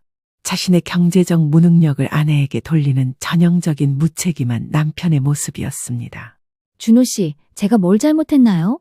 저는 최대한 절약하려고 노력하고 있는데. 미영이는 당황하며 남편을 달래려 했습니다. 결혼 전에는 이런 모습을 전혀 보이지 않았던 준호 씨였기에 미영이는 혼란스러웠습니다. 절약? 이게 절약이야? 네 엄마한테 가서 돈이라도 얻어와. 우리 집안은 이미 다 털어서 없어. 준호 씨는 자신의 무능력은 인정하지 않으면서 처가에서 돈을 얻어오라고 요구했습니다. 이는 명자 씨를 모독하는 발언이기도 했습니다. 준호 씨, 우리 엄마는 여유가 없으셔서. 그리고 그런 식으로 말씀하시면 안 돼요. 미영이는 어머니를 보호하려 했지만 준호 씨의 반응은 더욱 거칠어졌습니다. 그럼 네가 나가서 일이라도 해. 집에서 빈둥거리지 말고. 미영 씨는 혹여나 명자 씨가 이런 일을 알게 되지 않을까 걱정만 되었습니다. 자신만 참으면 된다고 생각하며 하루하루 버티던 어느 날 예상했던 일이 현실이 되는 일이 생겼습니다. 오랜만에 명자 씨의 집으로 간 미영 씨의 표정이 좋지 않자 명자 씨는 미영 씨 옆에 앉아 조용히 손을 잡으며 말했습니다. 미영아, 집에서 무슨 일 있니? 요즘 표정이 안 좋아 보이는데? 명자 씨는 딸을 조심스럽게 불러 안부를 물었습니다. 딸의 변화된 모습이 너무 걱정되었습니다. 괜찮아요. 엄마, 그냥 신혼 적응 기간이니까 조금 힘들 뿐이에요. 미영이는 어머니를 걱정시키고 싶지 않아서 사실을 숨겼습니다. 하지만 명자 씨의 예리한 눈을 속일 수는 없었습니다. 혹시 준호가 너한테 함부로 하는 건 아니지? 뭔가 이상하다 싶으면 언제든 엄마한테 얘기해. 명자 씨의 목소리에는 간절함이 배어 있었습니다. 딸이 힘들어하는 모습을 보니 가슴이 미어졌습니다. 아니에요. 엄마, 정말 괜찮아요. 미영이는 여전히 남편을 감싸려 했습니다. 결혼 생활을 포기하고 싶지 않았고 어머니에게 실망을 안겨주고 싶지도 않았습니다. 준호 씨는 명자 씨와 처가 식구들을 점점 더 무시하기 시작했습니다. 명절이나 가족 모임에서도 성의 없는 태도로 일관했고 때로는 아예 참석하지 않기도 했습니다. 추석이 다가왔을 때의 일이었습니다. 또 처가에 가야 해. 나는 바빠서 못 가겠어. 미영이 혼자 가. 준호 씨는 처가 방문을 귀찮아하며 거부했습니다.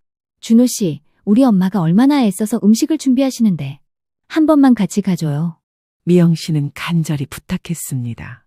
어머니 혼자 명절 음식을 준비하는 모습을 알고 있었기에 더욱 마음이 아팠습니다. 내가 언제까지 네 엄마 눈치를 봐야 해? 나는 정말 싫다고. 준호 씨의 말에는 처가에 대한 무시와 경멸이 담겨 있었습니다. 눈치를 보는 게 아니라 가족이니까 당연한 거잖아요. 미영이는 남편을 설득하려 했지만 준호 씨는 더욱 완강했습니다. 가족? 내 가족은 내 부모님이야. 네 엄마는 남이고.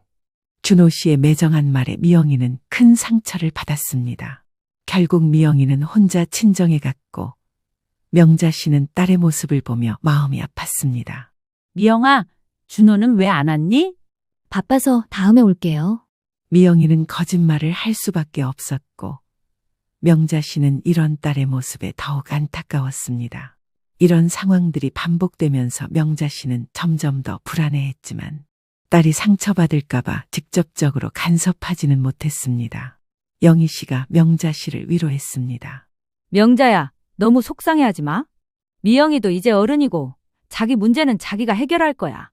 그래도 영희야, 내 눈에는 사위가 점점 더 이상해 보여. 미영이한테 함부로 하는 것 같고. 명자 씨의 목소리에는 깊은 걱정이 배어 있었습니다.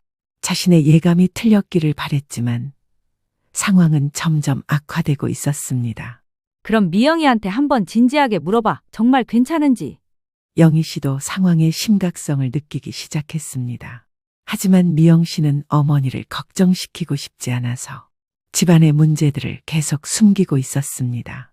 그러던 중 가족에게 큰 기쁨이 찾아왔습니다. 바로 소영이라는 예쁜 손녀의 탄생이었습니다.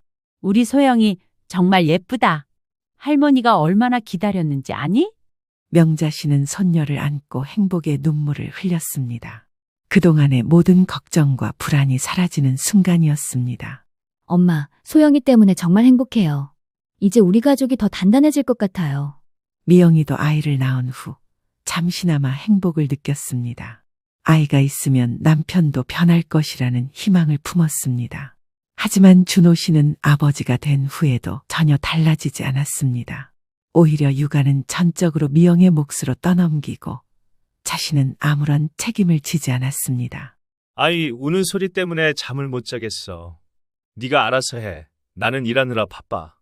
준호 씨는 신생아인 딸이 우는 것조차 귀찮아했습니다. 아버지로서의 본능이나 책임감은 전혀 느끼지 못하는 것 같았습니다. 준호 씨, 소영이는 당신 딸이기도 해요. 조금만 도와주세요.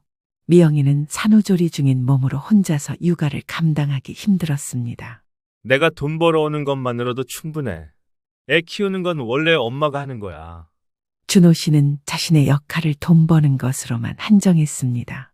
하지만 실제로는 제대로 된 직장도 없었기에 이마저도 핑계에 불과했습니다. 이런 무책임한 태도를 보면서 명자 씨는 점점 더 분노가 쌓여갔습니다. 손녀를 향한 사랑은 크지만 사위에 대한 실망감은 더욱 커져만 갔습니다. 시간이 흐르면서 준호 씨의 상황은 더욱 악화되었습니다. 그가 다니던 작은 회사가 부도가 나면서 실직하게 되었고 개인적으로 시도했던 사업마저 완전히 실패하고 말았습니다. 경제적으로 막다른 골목에 몰린 준호 씨의 성격은 더욱 난폭해졌습니다. 준호 씨는 실직 후 집에서 빈둥거리는 시간이 많아졌고 그럴 때마다 미영이에게 불만을 쏟아냈습니다. 자신의 실패를 인정하지 않고 모든 것을 아내 탓으로 돌리기 시작했습니다. 내가 이렇게 된 게 다 누구 때문인지 알아? 네가 복이 없어서 우리 집안이 망한 거야.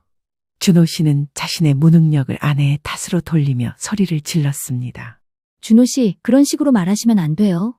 우리 함께 힘내봐요. 미영이는 여전히 남편을 달래려 했지만 준호 씨의 반응은 점점 더 공격적이 되어갔습니다.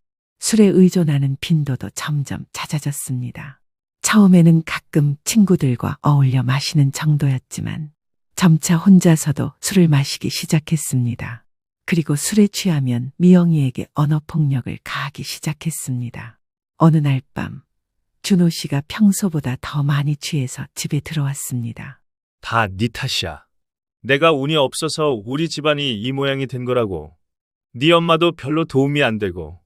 준호 씨의 목소리는 술 냄새와 함께 집안을 가득 채웠습니다. 남편의 얼굴은 술로 인해 빨갛게 달아올라 있었고 눈빛은 흐릿했습니다. 준호 씨, 제발 술 좀 그만하세요. 소영이가 무서워해요. 미영이는 갓돌이 지난 딸을 품에 안고 남편을 달래려 했습니다. 어린 소영이는 아버지의 큰 소리에 놀라 울음을 터뜨렸습니다. 소영이, 그것도 네가 제대로 키우지 못해서 맨날 울기만 하잖아. 사위는 자신의 딸조차 제대로 된 애정을 보이지 못했습니다. 아이가 우는 것조차 아내의 탓으로 돌렸습니다. 이런 상황이 계속되자 미영이는 견디다 못해 어머니에게 상황을 털어놓기 시작했습니다. 그동안 어머니를 걱정시키지 않으려고 숨겨왔던 일들을 조금씩 얘기하기 시작한 것입니다. 엄마, 준호 씨가 요즘 너무 달라졌어요. 술만 마시면 저한테 화를 내고 소영이한테도 관심이 없어요. 미영이의 목소리는 떨리고 있었습니다. 그동안 혼자 감내해왔던 고통이 어머니 앞에서 터져나오기 시작했습니다. 뭐라고? 그 자식이 너한테 함부로 해? 당장 나오너라. 더 이상 참을 필요 없어. 명자 씨는 딸의 말을 듣자마자 분노가 치밀어 올랐습니다.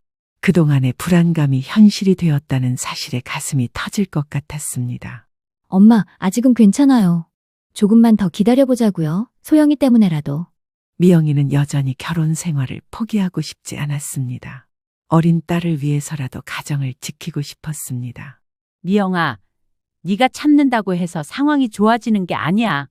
그 사람은 점점 더 심해질 거야. 명자 씨는 수십 년간 살아온 경험으로 이런 상황의 끝을 예측할 수 있었습니다. 폭력은 한 번 시작되면 점점 더 심해진다는 것을 알고 있었습니다. 다음 날 집에 놀러와 있었던 영희 씨도 명자 씨의 걱정에 공감했습니다. 명자야, 미영이가 너무 고생하고 있는 것 같아. 한번 진지하게 대화를 해봐야 할 것 같은데. 영희 씨는 오랜 친구의 고민을 함께 나누며 조심스럽게 조언을 건넸습니다. 나도 그렇게 생각해. 더 이상은 안 되겠어. 미영이와 소영이를 그 집에 둘 수는 없어. 명자 씨의 목소리에는 확고한 의지가 담겨 있었습니다. 더 이상 딸이 고통받는 모습을 지켜볼 수 없었습니다. 하지만 상황은 더욱 심각해졌습니다. 준호 씨는 술에 취한 상태에서 미영 씨에게 손까지 대기 시작했습니다. 언어폭력에서 신체적 폭력으로 발전한 것입니다. 어느 날 밤, 사위가 평소보다 더 많이 취해서 들어왔습니다. 그날은 친구들과 술을 마시다가 또 다른 사업 실패 소식을 들은 날이었습니다. 미영아, 내가 이렇게 된 게 다 누구 탓인지 알아? 사위는 비틀거리며 집에 들어와 미영 씨를 찾았습니다. 준호 씨, 너무 취했어요. 물이라도 마셔요. 미영이는 남편을 부축하려 했지만 사위는 그녀의 손을 거칠게 뿌리쳤습니다. 손대지 마. 네가 뭔데 나를 불쌍하게 봐. 준호 씨, 조용히 해요. 소영이 자고 있어요. 미영이는 어린 딸이 깰까봐 걱정하며 남편을 달래려 했습니다. 소영이, 그 애도 너 때문에 이렇게 가난하게 자라는 거야. 그때 사위의 손이 미영이의 뺨을 때렸습니다. 갑작스러운 폭력에 미영이는 그대로 바닥에 넘어졌습니다. 준호 씨, 제발 그만해요. 소영이가 보고 있어요. 미영이는 눈물을 흘리며 남편을 말렸지만 사위는 더욱 거칠어졌습니다. 닥쳐. 네가 나한테 대드는 게 문제야. 네 엄마한테 가서 돈이라도 더 얻어와. 사위는 자신의 무능력을 인정하지 않으면서 계속해서 아내와 처가를 모독했습니다. 이때 마침 명자 씨가 손녀를 보러 왔다가 이 상황을 목격하게 되었습니다. 문을 열고 들어온 명자 씨는 딸이 바닥에 쓰러져 있고 사위가 위협적인 자세로 서 있는 모습을 보고 즉시 상황을 파악했습니다. 야, 이 자식아, 우리 미영이한테 뭐 하는 거야? 명자 씨의 목소리는 분노로 떨리고 있었습니다. 60대 중반의 나이였지만 딸을 보호하려는 모성 본능 앞에서는 나이 따위는 중요하지 않았습니다. 어머니, 이거는... 사위 준호 씨는 갑작스런 명자 씨의 등장에 당황했습니다. 술에 취해 있었지만 장모 앞에서는 어느 정도 정신이 들었습니다. 이거는 무슨... 내 딸한테 손대는 걸 내가 직접 봤는데. 명자 씨는 준호 씨에게 다가가 딸을 일으켜 세웠습니다. 미영이의 뺨에 난 붉은 자국을 보자 명자 씨의 분노는 극에 달했습니다. 엄마, 괜찮아요. 그냥 실수예요. 미영이는 여전히 남편을 감싸려 했습니다. 하지만 명자 씨는 더 이상 참을 수 없었습니다. 실수? 미영아, 이게 실수야? 당장 짐 싸서 나와. 더 이상 여기 있으면 안 돼. 명자 씨는 단호하게 말했습니다. 딸이 더 이상 이 집에서 폭력에 시달리게 둘 수는 없었습니다. 어머니, 저희 부부 문제에 간섭하지 마세요. 명자 씨의 단호한 말에 사위 준호 씨는 뻔뻔하게 대답했습니다. 하지만 명자 씨는 물러서지 않았습니다. 간섭? 내 딸이 맞는데 간섭이라고? 너 같은 자식이 우리 미영이를 때릴 자격이 어디 있어? 그날 밤 딸과 손녀는 명자 씨의 집으로 피했습니다. 명자 씨는 딸과 손녀를 자신의 품에 안고 눈물을 흘렸습니다. 미영아, 정말 고생했구나. 엄마가 미안해. 진작에 데려올걸? 명자 씨는 자신이 좀 더 일찍 개입하지 못한 것을 후회했습니다. 엄마, 저 때문에 걱정 끼쳐드려서 죄송해요.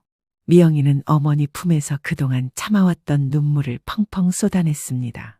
하지만 미영 씨는 여전히 결혼 생활을 포기하고 싶지 않아 했습니다. 엄마, 한 번 더 기회를 줘볼까요? 준호 씨도 요즘 스트레스가 많아서 그런 것 같아요. 미영이는 남편이 변할 수 있다는 희망을 포기하지 않으려 했습니다. 미영아, 정신 차려. 사람은 절대 안 변해. 네가 계속 참기만 하면 더 심해질 거야. 명자 씨는 딸에게 현실을 직시하라고 말했습니다. 명자 말이 맞아. 미영아, 폭력은 한 번 시작되면 계속 반복돼. 소영이를 생각해서라도 결정을 내려야 해. 영희 씨도 심각한 표정으로 미영이를 설득했습니다. 며칠 동안 명자 씨 집에서 지내면서 미영 씨는 많은 생각을 했습니다. 어린 소영이가 평화롭게 잠든 모습을 보면서 이 아이에게 어떤 환경을 제공해야 할지 고민했습니다. 그러나 미영 씨의 고민과는 달리 준호 씨는 예상외의 행동을 보였습니다. 며칠 후 갑자기 명자 씨 집에 나타나서 이혼을 요구한 것입니다. 사위가 명자 씨 집 문 앞에 나타났을 때 명자 씨는 문을 열어주지 않았습니다.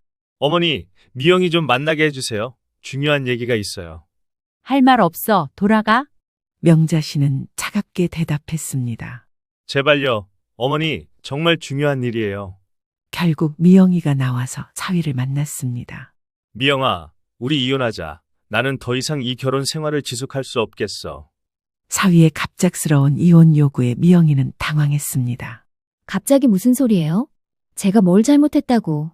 미영이는 남편의 일방적인 요구를 이해할 수 없었습니다. 우리는 성격이 안 맞아. 그리고 솔직히 말하면 다른 사람을 만나고 있어. 사위의 충격적인 고백에 명자 씨는 완전히 분노했습니다. 뭐라고? 이 파렴치한 놈이? 외도까지 하고 있었다고? 명자 씨는 사위를 향해 소리쳤습니다. 딸을 폭행하는 것도 모자라 외도까지 하고 있었다니. 인간으로서 할 수 없는 행동이었습니다. 어머니, 이건 저희 부부 문제예요. 간섭하지 마세요. 준호 씨는 여전히 뻔뻔한 태도를 보였습니다. 간섭? 내 딸과 손녀를 이렇게 만들어 놓고 간섭이라고? 당장 꺼져. 명자 씨의 분노는 극에 달했습니다. 준호 씨는 더욱 충격적인 말을 이어갔습니다. 그리고 소영이 양육권도 포기할게요.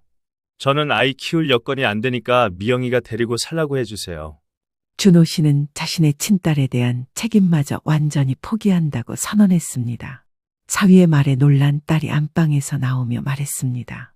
준호 씨, 소영이는 당신 딸이에요. 어떻게 그런 말을. 미영이는 남편의 무책임함에 충격을 받았습니다. 양육비는 줄 수 없어. 내 형편이 어려우니까 알아서 키워. 사위는 아버지로서의 모든 책임을 거부했습니다. 이런 파렴치한 놈을 봤나? 책임감이라고는 조금도 없는 거야. 명자 씨는 사위의 무책임함에 분노를 감추지 못했습니다. 그리고 면접 교섭권도 필요 없어. 난 아이와 만날 생각도 없으니까. 사위는 아예 딸과의 인연을 완전히 끊겠다고 선언했습니다. 준호 씨, 어떻게 그런 말을. 미영이는 말을 잇지 못했습니다. 앞으로 연락하지 마. 나도 연락 안 할 테니까. 이렇게 말을 남기고 준호 씨는 정말로 모든 연락을 끊어버렸습니다. 딸과 명자 씨 그리고 어린 소영이는 큰 상처를 받았지만 서로를 의지하며 새로운 시작을 준비했습니다. 미영아, 이제 우리끼리라도 잘 살아보자. 엄마가 있잖아. 명자 씨는 딸을 위로하며 앞으로의 다짐을 했습니다. 네, 엄마, 소영이와 함께 새로 시작해 볼게요. 미영이도 어머니의 든든한 지지에 힘을 얻었습니다. 명자야, 미영아, 힘들겠지만 틀림없이 더 좋은 날이 올 거야. 내가 옆에서 도와줄게. 영희 씨도 친구 가족의 새로운 시작을 응원했습니다. 이혼 절차는 생각보다 빨리 진행되었습니다. 사위가 모든 것을 포기하겠다고 하니 복잡할 것이 없었습니다. 다만 미영이의 마음에는 큰 상처가 남았습니다. 엄마, 제가 정말 바보였나 봐요. 그 사람을 왜 그렇게 믿었을까요? 미영이는 자신의 어리석음을 후회했습니다. 미영아, 네가 바보가 아니야. 착한 거지. 하지만 이제는 더 현실적으로 생각해야 해.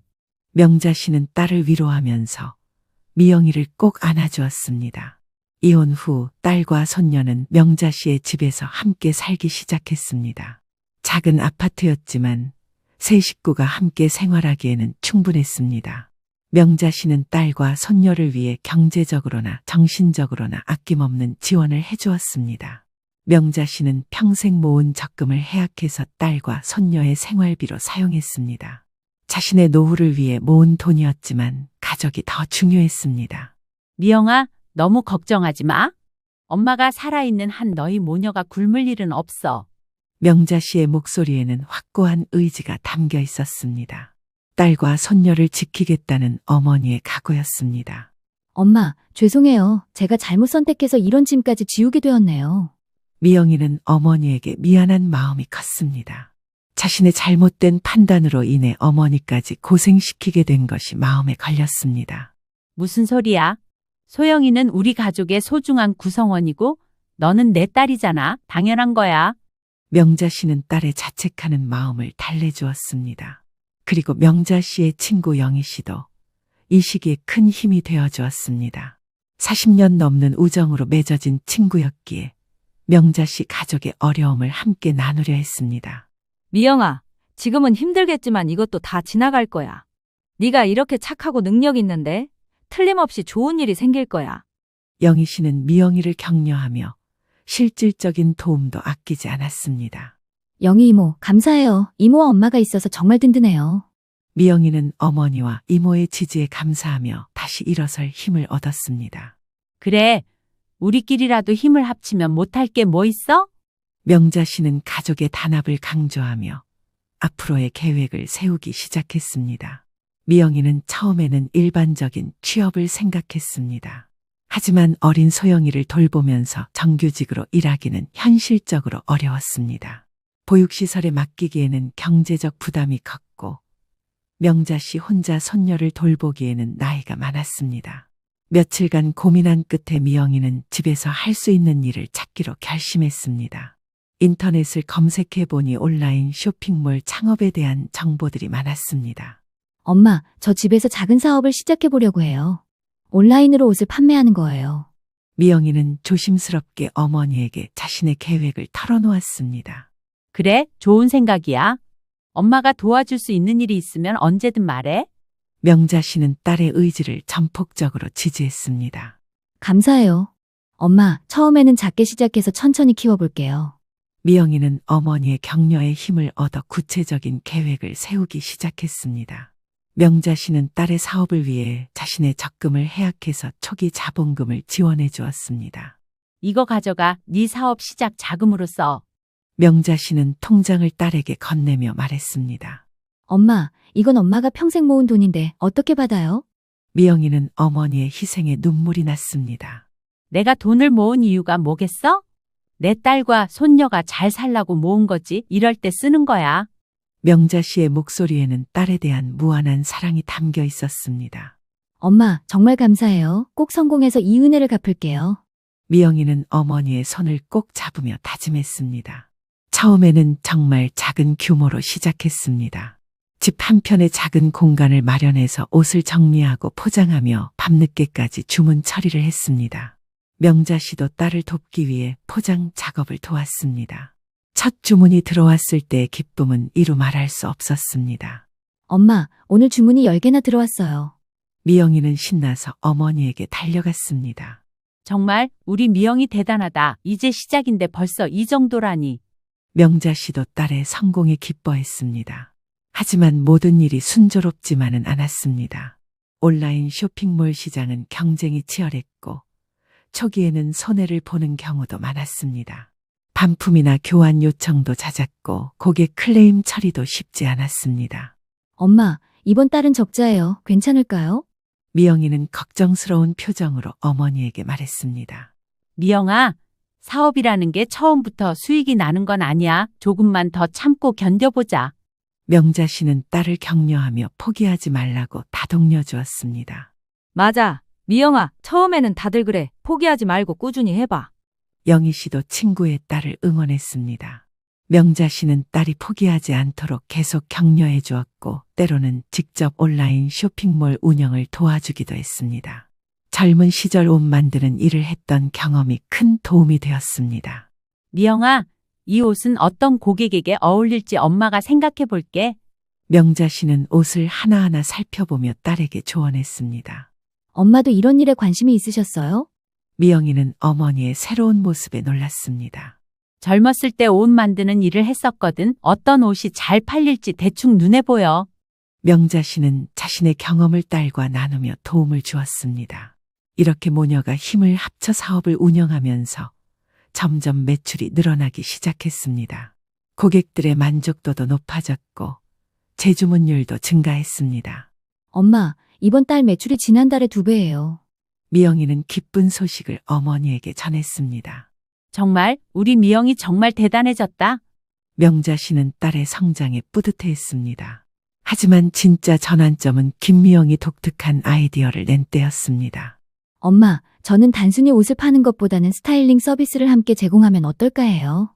미영이는 차별화된 서비스에 대한 아이디어를 제시했습니다. 스타일링 서비스? 명자 씨는 딸의 아이디어에 관심을 보였습니다. 네, 고객의 체형이나 취향에 맞춰서 옷을 추천해주고 코디네이션까지 제안하는 거예요. 미영이는 자신의 계획을 자세히 설명했습니다. 좋은 생각이야. 그럼 더 많은 고객들이 만족할 수 있겠네. 명자 씨는 딸의 아이디어를 적극 지지했습니다. 이 아이디어가 대박이었습니다. 개인 맞춤형 스타일링 서비스가 입소문을 타면서 주문이 폭증하기 시작했습니다. 고객들은 단순히 옷을 사는 것을 넘어서 자신만의 스타일을 찾을 수 있다는 점에 매력을 느꼈습니다. 엄마, 오늘 하루 주문이 100개가 넘어요. 미영이는 믿기지 않는다는 표정으로 어머니에게 말했습니다. 100개? 정말이야? 이제 우리도 제대로 된 사업자가 된 거네. 명자 씨는 딸의 성공에 감격했습니다. 명자야, 미영이 정말 대단하다. 이제 걱정 없겠어. 영희 씨도 친구 가족의 성공을 진심으로 축하했습니다. 미영이의 사업은 예상을 뛰어넘는 성공을 거두었습니다. 개인 맞춤형 스타일링 서비스가 인기를 끌면서 매출이 기하급수적으로 증가했고 주문량이 늘어나자 직원도 고용하게 되었습니다. 처음에는 아르바이트생 1명으로 시작했지만 6년이라는 시간이 흐르자 정직원까지 채용하게 되었습니다. 집에서 시작한 작은 사업이 이제는 제대로 된 회사로 성장한 것입니다. 엄마, 이제 사무실을 따로 얻어야 할 것 같아요. 집에서는 감당이 안 돼요. 미영이는 어머니에게 사업 확장 계획을 이야기했습니다. 정말? 우리 미영이가 이렇게 큰 사업가가 되다니 엄마는 정말 자랑스러워. 명자 씨는 딸의 성공에 감격에 눈물을 흘렸습니다. 그동안의 모든 고생이 보상받는 기분이었습니다. 미영이는 지역에 성공한 여성 사업가로 인정받기 시작했고 여러 매체에서 인터뷰 요청이 들어오기도 했습니다. 지역 신문에 큰 기사로 소개되었고 지역 방송에도 출연하게 되었습니다. 엄마, 지역신문에서 인터뷰를 하고 싶다고 해요. 미영이는 신기한 표정으로 어머니에게 말했습니다. 그래? 우리 미영이가 이제 유명인이 되었네. 인터뷰할 때 엄마 자랑도 좀 해줘. 명자 씨는 딸의 성공을 마치 자신의 일처럼 기뻐했습니다. 엄마, 친구들이 우리 엄마가 TV에 나왔다고 자랑하고 다녀요. 소영이도 엄마의 성공을 자랑스러워했습니다. 이제 명자 씨와 딸, 손녀는 경제적으로 완전히 안정된 생활을 할 수 있게 되었습니다. 명자 씨는 딸의 성공을 보며 그동안의 모든 고생이 보람으로 바뀌는 것을 느꼈습니다. 미영아, 정말 고생 많았어. 그때 포기하지 않길 잘했지? 명자 씨는 딸을 바라보며 뿌듯한 미소를 지었습니다. 엄마 덕분이에요. 엄마가 옆에서 응원해주지 않았다면 저는 중간에 포기했을 거예요. 미영이는 어머니에 대한 감사의 마음을 표현했습니다. 아니야, 이건 다 네 노력의 결과야. 엄마는 그냥 옆에서 지켜본 것뿐이야. 명자 씨는 겸손하게 대답했지만 마음속으로는 딸에 대한 자부심으로 가득했습니다. 영희 씨도 친구의 성공을 진심으로 축하해 주었습니다. 명자야, 정말 축하해? 미영이가 이렇게 성공할 줄 누가 알았겠어? 영희 씨는 오랜 친구의 기쁨을 함께 나누었습니다. 영희야, 그때 네가 옆에서 힘이 되어줘서 정말 고마웠어. 명자 씨는 친구에 대한 고마움을 표현했습니다. 뭘 그런 걸로, 우리 사이에 그런 게 어디 있어? 영희 씨는 당연하다는 듯이 대답했습니다. 하지만 이때 예상치 못한 일이 벌어졌습니다. 그동안 감감무소식이던 준호 씨가 갑자기 연락을 해온 것입니다. 어느 날 저녁 미영이의 휴대폰이 울렸습니다. 낯선 번호였지만 받아보니 준호 씨의 목소리가 들려왔습니다. 엄마, 준호한테서 연락이 왔어요. 미영이는 당황한 표정으로 어머니에게 말했습니다. 뭐라고? 그 자식이 지금까지 어디서 뭘 하고 있었는데 갑자기? 명자 씨는 즉시 경계심을 드러냈습니다. 다시 만나자고 하네요. 그동안 많이 후회했다고. 미영이는 복잡한 표정으로 말했습니다. 후회? 지금 와서 후회가 무슨 소용이야? 그때는 왜 그랬어? 명자 씨는 분노를 감추지 못했습니다. 미영이는 복잡한 심정이었습니다. 한편으로는 사위에 대한 분노가 올라왔지만 다른 한편으로는 손녀딸의 하나밖에 없는 아버지이기도 한 준호에 대한 복잡한 감정이 있었습니다. 엄마, 그래도 소영이 아빠인데 한번 만나볼까요? 미영이는 조심스럽게 어머니의 반응을 살폈습니다. 미영아, 정신 차려. 그 사람이 왜 지금 나타났는지 생각해봐. 명자 씨는 단호하게 말했습니다. 수십 년간 살아온 경험으로 전 사위의 진짜 의도를 정확히 파악하고 있었습니다. 실제로 전 사위는 김미영의 성공 소식을 우연히 듣고는 다양한 방법으로 접근을 시도하고 있었습니다. 지역 신문에 난 기사를 보고 미영이의 사업이 얼마나 성공했는지 알게 된 것입니다.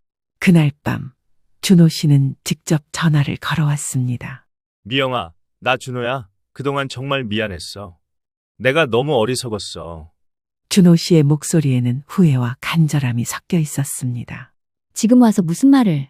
미영이는 당황스러운 마음을 감추지 못했습니다. 나 정말 많이 후회하고 있어. 우리 다시 시작할 수 없을까? 소영이도 아빠가 필요하잖아. 준호 씨는 계속해서 재결합을 제안했습니다. 미영이가 이 전화를 받는 모습을 본 명자 씨는 즉시 개입했습니다. 미영아, 전화 끊어. 그 사람 말 듣지 마. 명자 씨는 딸의 팔을 잡으며 단호하게 말했습니다. 엄마, 일단 무슨 말인지 들어보자고요. 미영이는 여전히 망설이고 있었습니다. 들을 거 뭐 있어? 뻔하잖아. 네가 성공했다는 소식 듣고 다시 붙어보려는 거야? 명자 씨는 준호 씨의 의도를 정확히 간파하고 있었습니다. 준호 씨는 계속해서 연락을 시도했고 심지어 미영이의 사무실 앞에 나타나기도 했습니다. 어느 날 퇴근 시간, 미영이가 사무실에서 나오는데 준호 씨가 기다리고 있었습니다. 미영아, 제발 한 번만 만나줘. 내가 정말 달라졌어.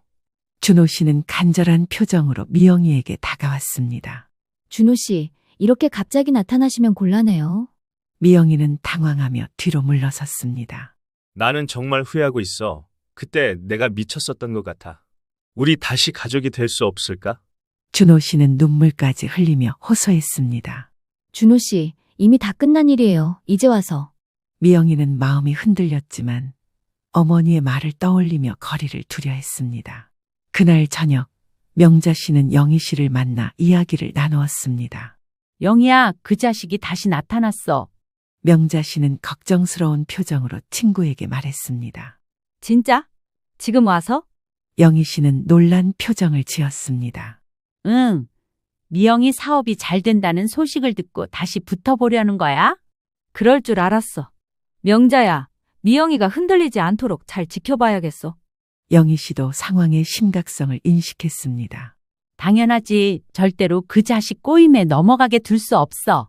명자 씨는 확고한 의지를 보였습니다. 사위는 점점 더 적극적으로 접근하기 시작했습니다. 꽃을 보내기도 하고 선물을 보내기도 했습니다. 심지어 손녀에게까지 연락을 시도했습니다. 어느 날 소영이가 학교에서 돌아오는 길에 손녀 앞에 준호 씨가 나타났습니다. 소영아, 아빠야. 그동안 정말 미안했어.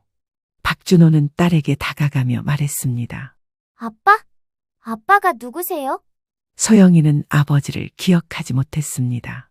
너무 어린 나이에 헤어졌기 때문입니다. 소영아, 아빠가 그동안 어디 갔었는데 이제 돌아왔어. 박준호는 딸을 설득하려 했습니다. 저는 할머니와 엄마와 살아요. 모르는 아저씨는 말 걸지 말라고 엄마가 그랬어요. 소영이는 경계심을 보이며 집으로 뛰어갔습니다. 이 상황을 알게 된 명자 씨는 완전히 분노했습니다. 뭐라고? 그 자식이 소영이한테까지 접근했어? 명자 씨는 준호 씨의 행동의 분노를 감추지 못했습니다. 엄마, 소영이가 혼란스러워해요. 아빠가 누구냐고 계속 물어봐요. 미영이는 딸의 혼란스러워하는 모습에 마음이 아팠습니다. 미영아, 이제 정말 선을 그어야 해. 더 이상 이런 식으로 둘 수는 없어. 명자 씨는 더 이상 참을 수 없다는 표정이었습니다. 그날 밤 명자 씨는 미영이를 불러 앉히고 진지하게 대화를 나누었습니다. 미영아, 엄마 말 좀 들어봐. 그 사람이 왜 지금 나타났는지 정말 모르겠니? 명자 씨는 딸을 마주보며 진지하게 말했습니다. 엄마, 그래도 혹시 정말로 후회하고 있는 건 아닐까? 미영이는 여전히 준호 씨에 대한 미련을 완전히 버리지 못하고 있었습니다. 미영아, 정신 차려. 그 사람이 너희가 어려울 때는 어디 있었어? 소영이가 아픈 적도 있었고 네가 밤새 일할 때도 있었는데 그때는 왜 안 나타났어? 명자 씨는 과거의 상황들을 하나하나 상기시켰습니다. 그건 그래도 이제라도 돌아온 거잖아요. 미영이는 여전히 희망을 포기하지 않으려 했습니다. 이제라도 미영아, 그 사람은 네가 성공했다는 소식을 듣고 나타난 거야. 만약 네가 계속 어려웠다면 절대 돌아오지 않았을 거야. 명자 씨는 현실을 직시하라고 딸에게 말했습니다. 최영희 씨도 명자 씨의 편에서 미영이를 설득했습니다. 미영아, 그래 엄마 말이 맞아. 진짜 후회하는 사람이라면 네가 어려울 때 나타났어야지. 영희 씨도 심각한 표정으로 미영이를 바라보았습니다. 그래도 소영이 아빠인데. 미영이는 여전히 망설이고 있었습니다. 소영이 아빠? 아빠 노릇한 적이 있어? 기저귀 한번 갈아준 적 있어? 밤에 아이 우는데 깨서 달래준 적 있어? 영희 씨는 날카롭게 반박했습니다. 맞아. 미영아, 그 사람은 아빠가 아니야. 그냥 정자 제공자일 뿐이야. 진짜 아빠는 책임감 있게 아이를 키우는 사람이야. 명자 씨는 더욱 강하게 말했습니다. 명자 씨는 과거의 일들을 하나하나 미영에게 상기시켰습니다. 미영아, 기억나니? 소영이가 태어났을 때 그 사람이 뭐라고 했어? 명자 씨는 딸에게 물었습니다. 아이 우는 소리 때문에 잠을 못 자겠다고. 미영이는 과거를 떠올리며 대답했습니다. 그래, 그리고 네가 산후조리 할 때는? 명자 씨는 계속해서 질문했습니다. 혼자서 다 하라고. 미영이의 목소리가 점점 작아졌습니다. 네가 아파서 병원에 갔을 때는? 혼자 가라고. 자기는 바쁘다고. 이혼할 때는 뭐라고 했어? 양육비도 못 주겠고 아이도 만나지 않겠다고. 이렇게 과거의 일들을 하나씩 떠올리자 김미영도 점점 정신이 들기 시작했습니다. 엄마, 제가 너무 순진했나 봐요. 미영이는 자신의 어리석음을 깨닫기 시작했습니다. 순진한 게 아니라 착한 거야. 하지만 착한 것과 바보는 다른 거야. 명자 씨는 딸을 위로하면서도 현실을 직시하게 했습니다. 그러던 중 사위가 더욱 적극적으로 나오기 시작했습니다. 이번에는 직접 명자 씨의 집까지 찾아온 것입니다. 문 앞에서 벨을 누르며 준호 씨가 말했습니다. 어머니, 저 준호입니다. 잠깐만 말씀드릴 게 있어서요. 명자 씨는 문을 열지 않고 대답했습니다. 할 말 없어. 돌아가. 명자 씨의 목소리는 차가웠습니다. 어머니, 제가 정말 많이 반성했어요. 한 번만 기회를 주세요.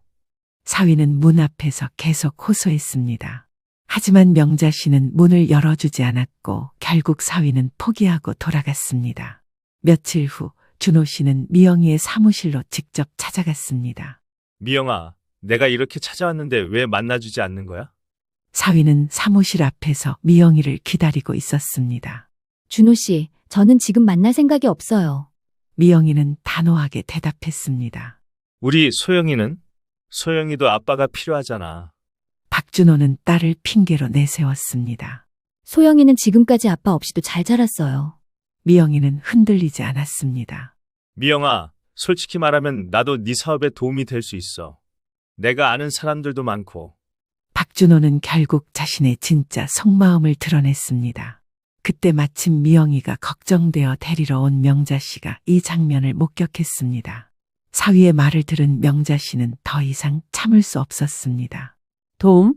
네가 우리한테 무슨 도움을 준다고? 명자 씨는 준호 씨에게 다가가며 말했습니다. 어머니, 그동안 정말 죄송했습니다. 제가 철없었습니다. 준호 씨는 명자 씨 앞에서 고개를 숙였습니다. 철 없었다고? 너는 철이 없는 게 아니라 양심이 없는 거야. 명자 씨는 날카롭게 반박했습니다. 다시 기회를 주세요. 제가 정말 많이 바뀌었어요. 준호 씨는 계속해서 기회를 달라고 요청했습니다. 바뀌었다고? 뭐가 바뀌었는데? 미영이가 성공했다는 소식 듣고 달려온 거 말고 뭐가 바뀌었어? 명자 씨는 핵심을 찔렀습니다. 준호 씨는 명자 씨의 말에 할 말이 없었습니다. 명자 씨는 계속해서 따졌습니다. 너 그동안 뭐 하고 살았어? 소영이 생각은 한 번이라도 해봤어? 명자 씨의 질문에 사위는 우물우물했습니다. 그건 제 사정이 어려워서. 사위는 핑계를 대려 했습니다. 사정이 어려워서? 그럼 지금은 사정이 좋아졌나? 명자 씨는 더욱 날카롭게 몰아붙였습니다. 그런 게 아니라. 사위는 제대로 대답하지 못했습니다. 그런 게 아니라 뭐야? 솔직히 말해봐. 미영이 사업이 망했다면 지금 여기 나타났겠어? 명자 씨의 질문에 사위는 대답할 수 없었습니다. 명자 씨는 더욱 날카롭게 몰아붙였습니다. 너 지금까지 소영이한테 용돈 한 번이라도 보낸 적 있어? 생일 선물 한 번이라도 보낸 적 있어? 그건. 준호 씨는 말문이 막혔습니다.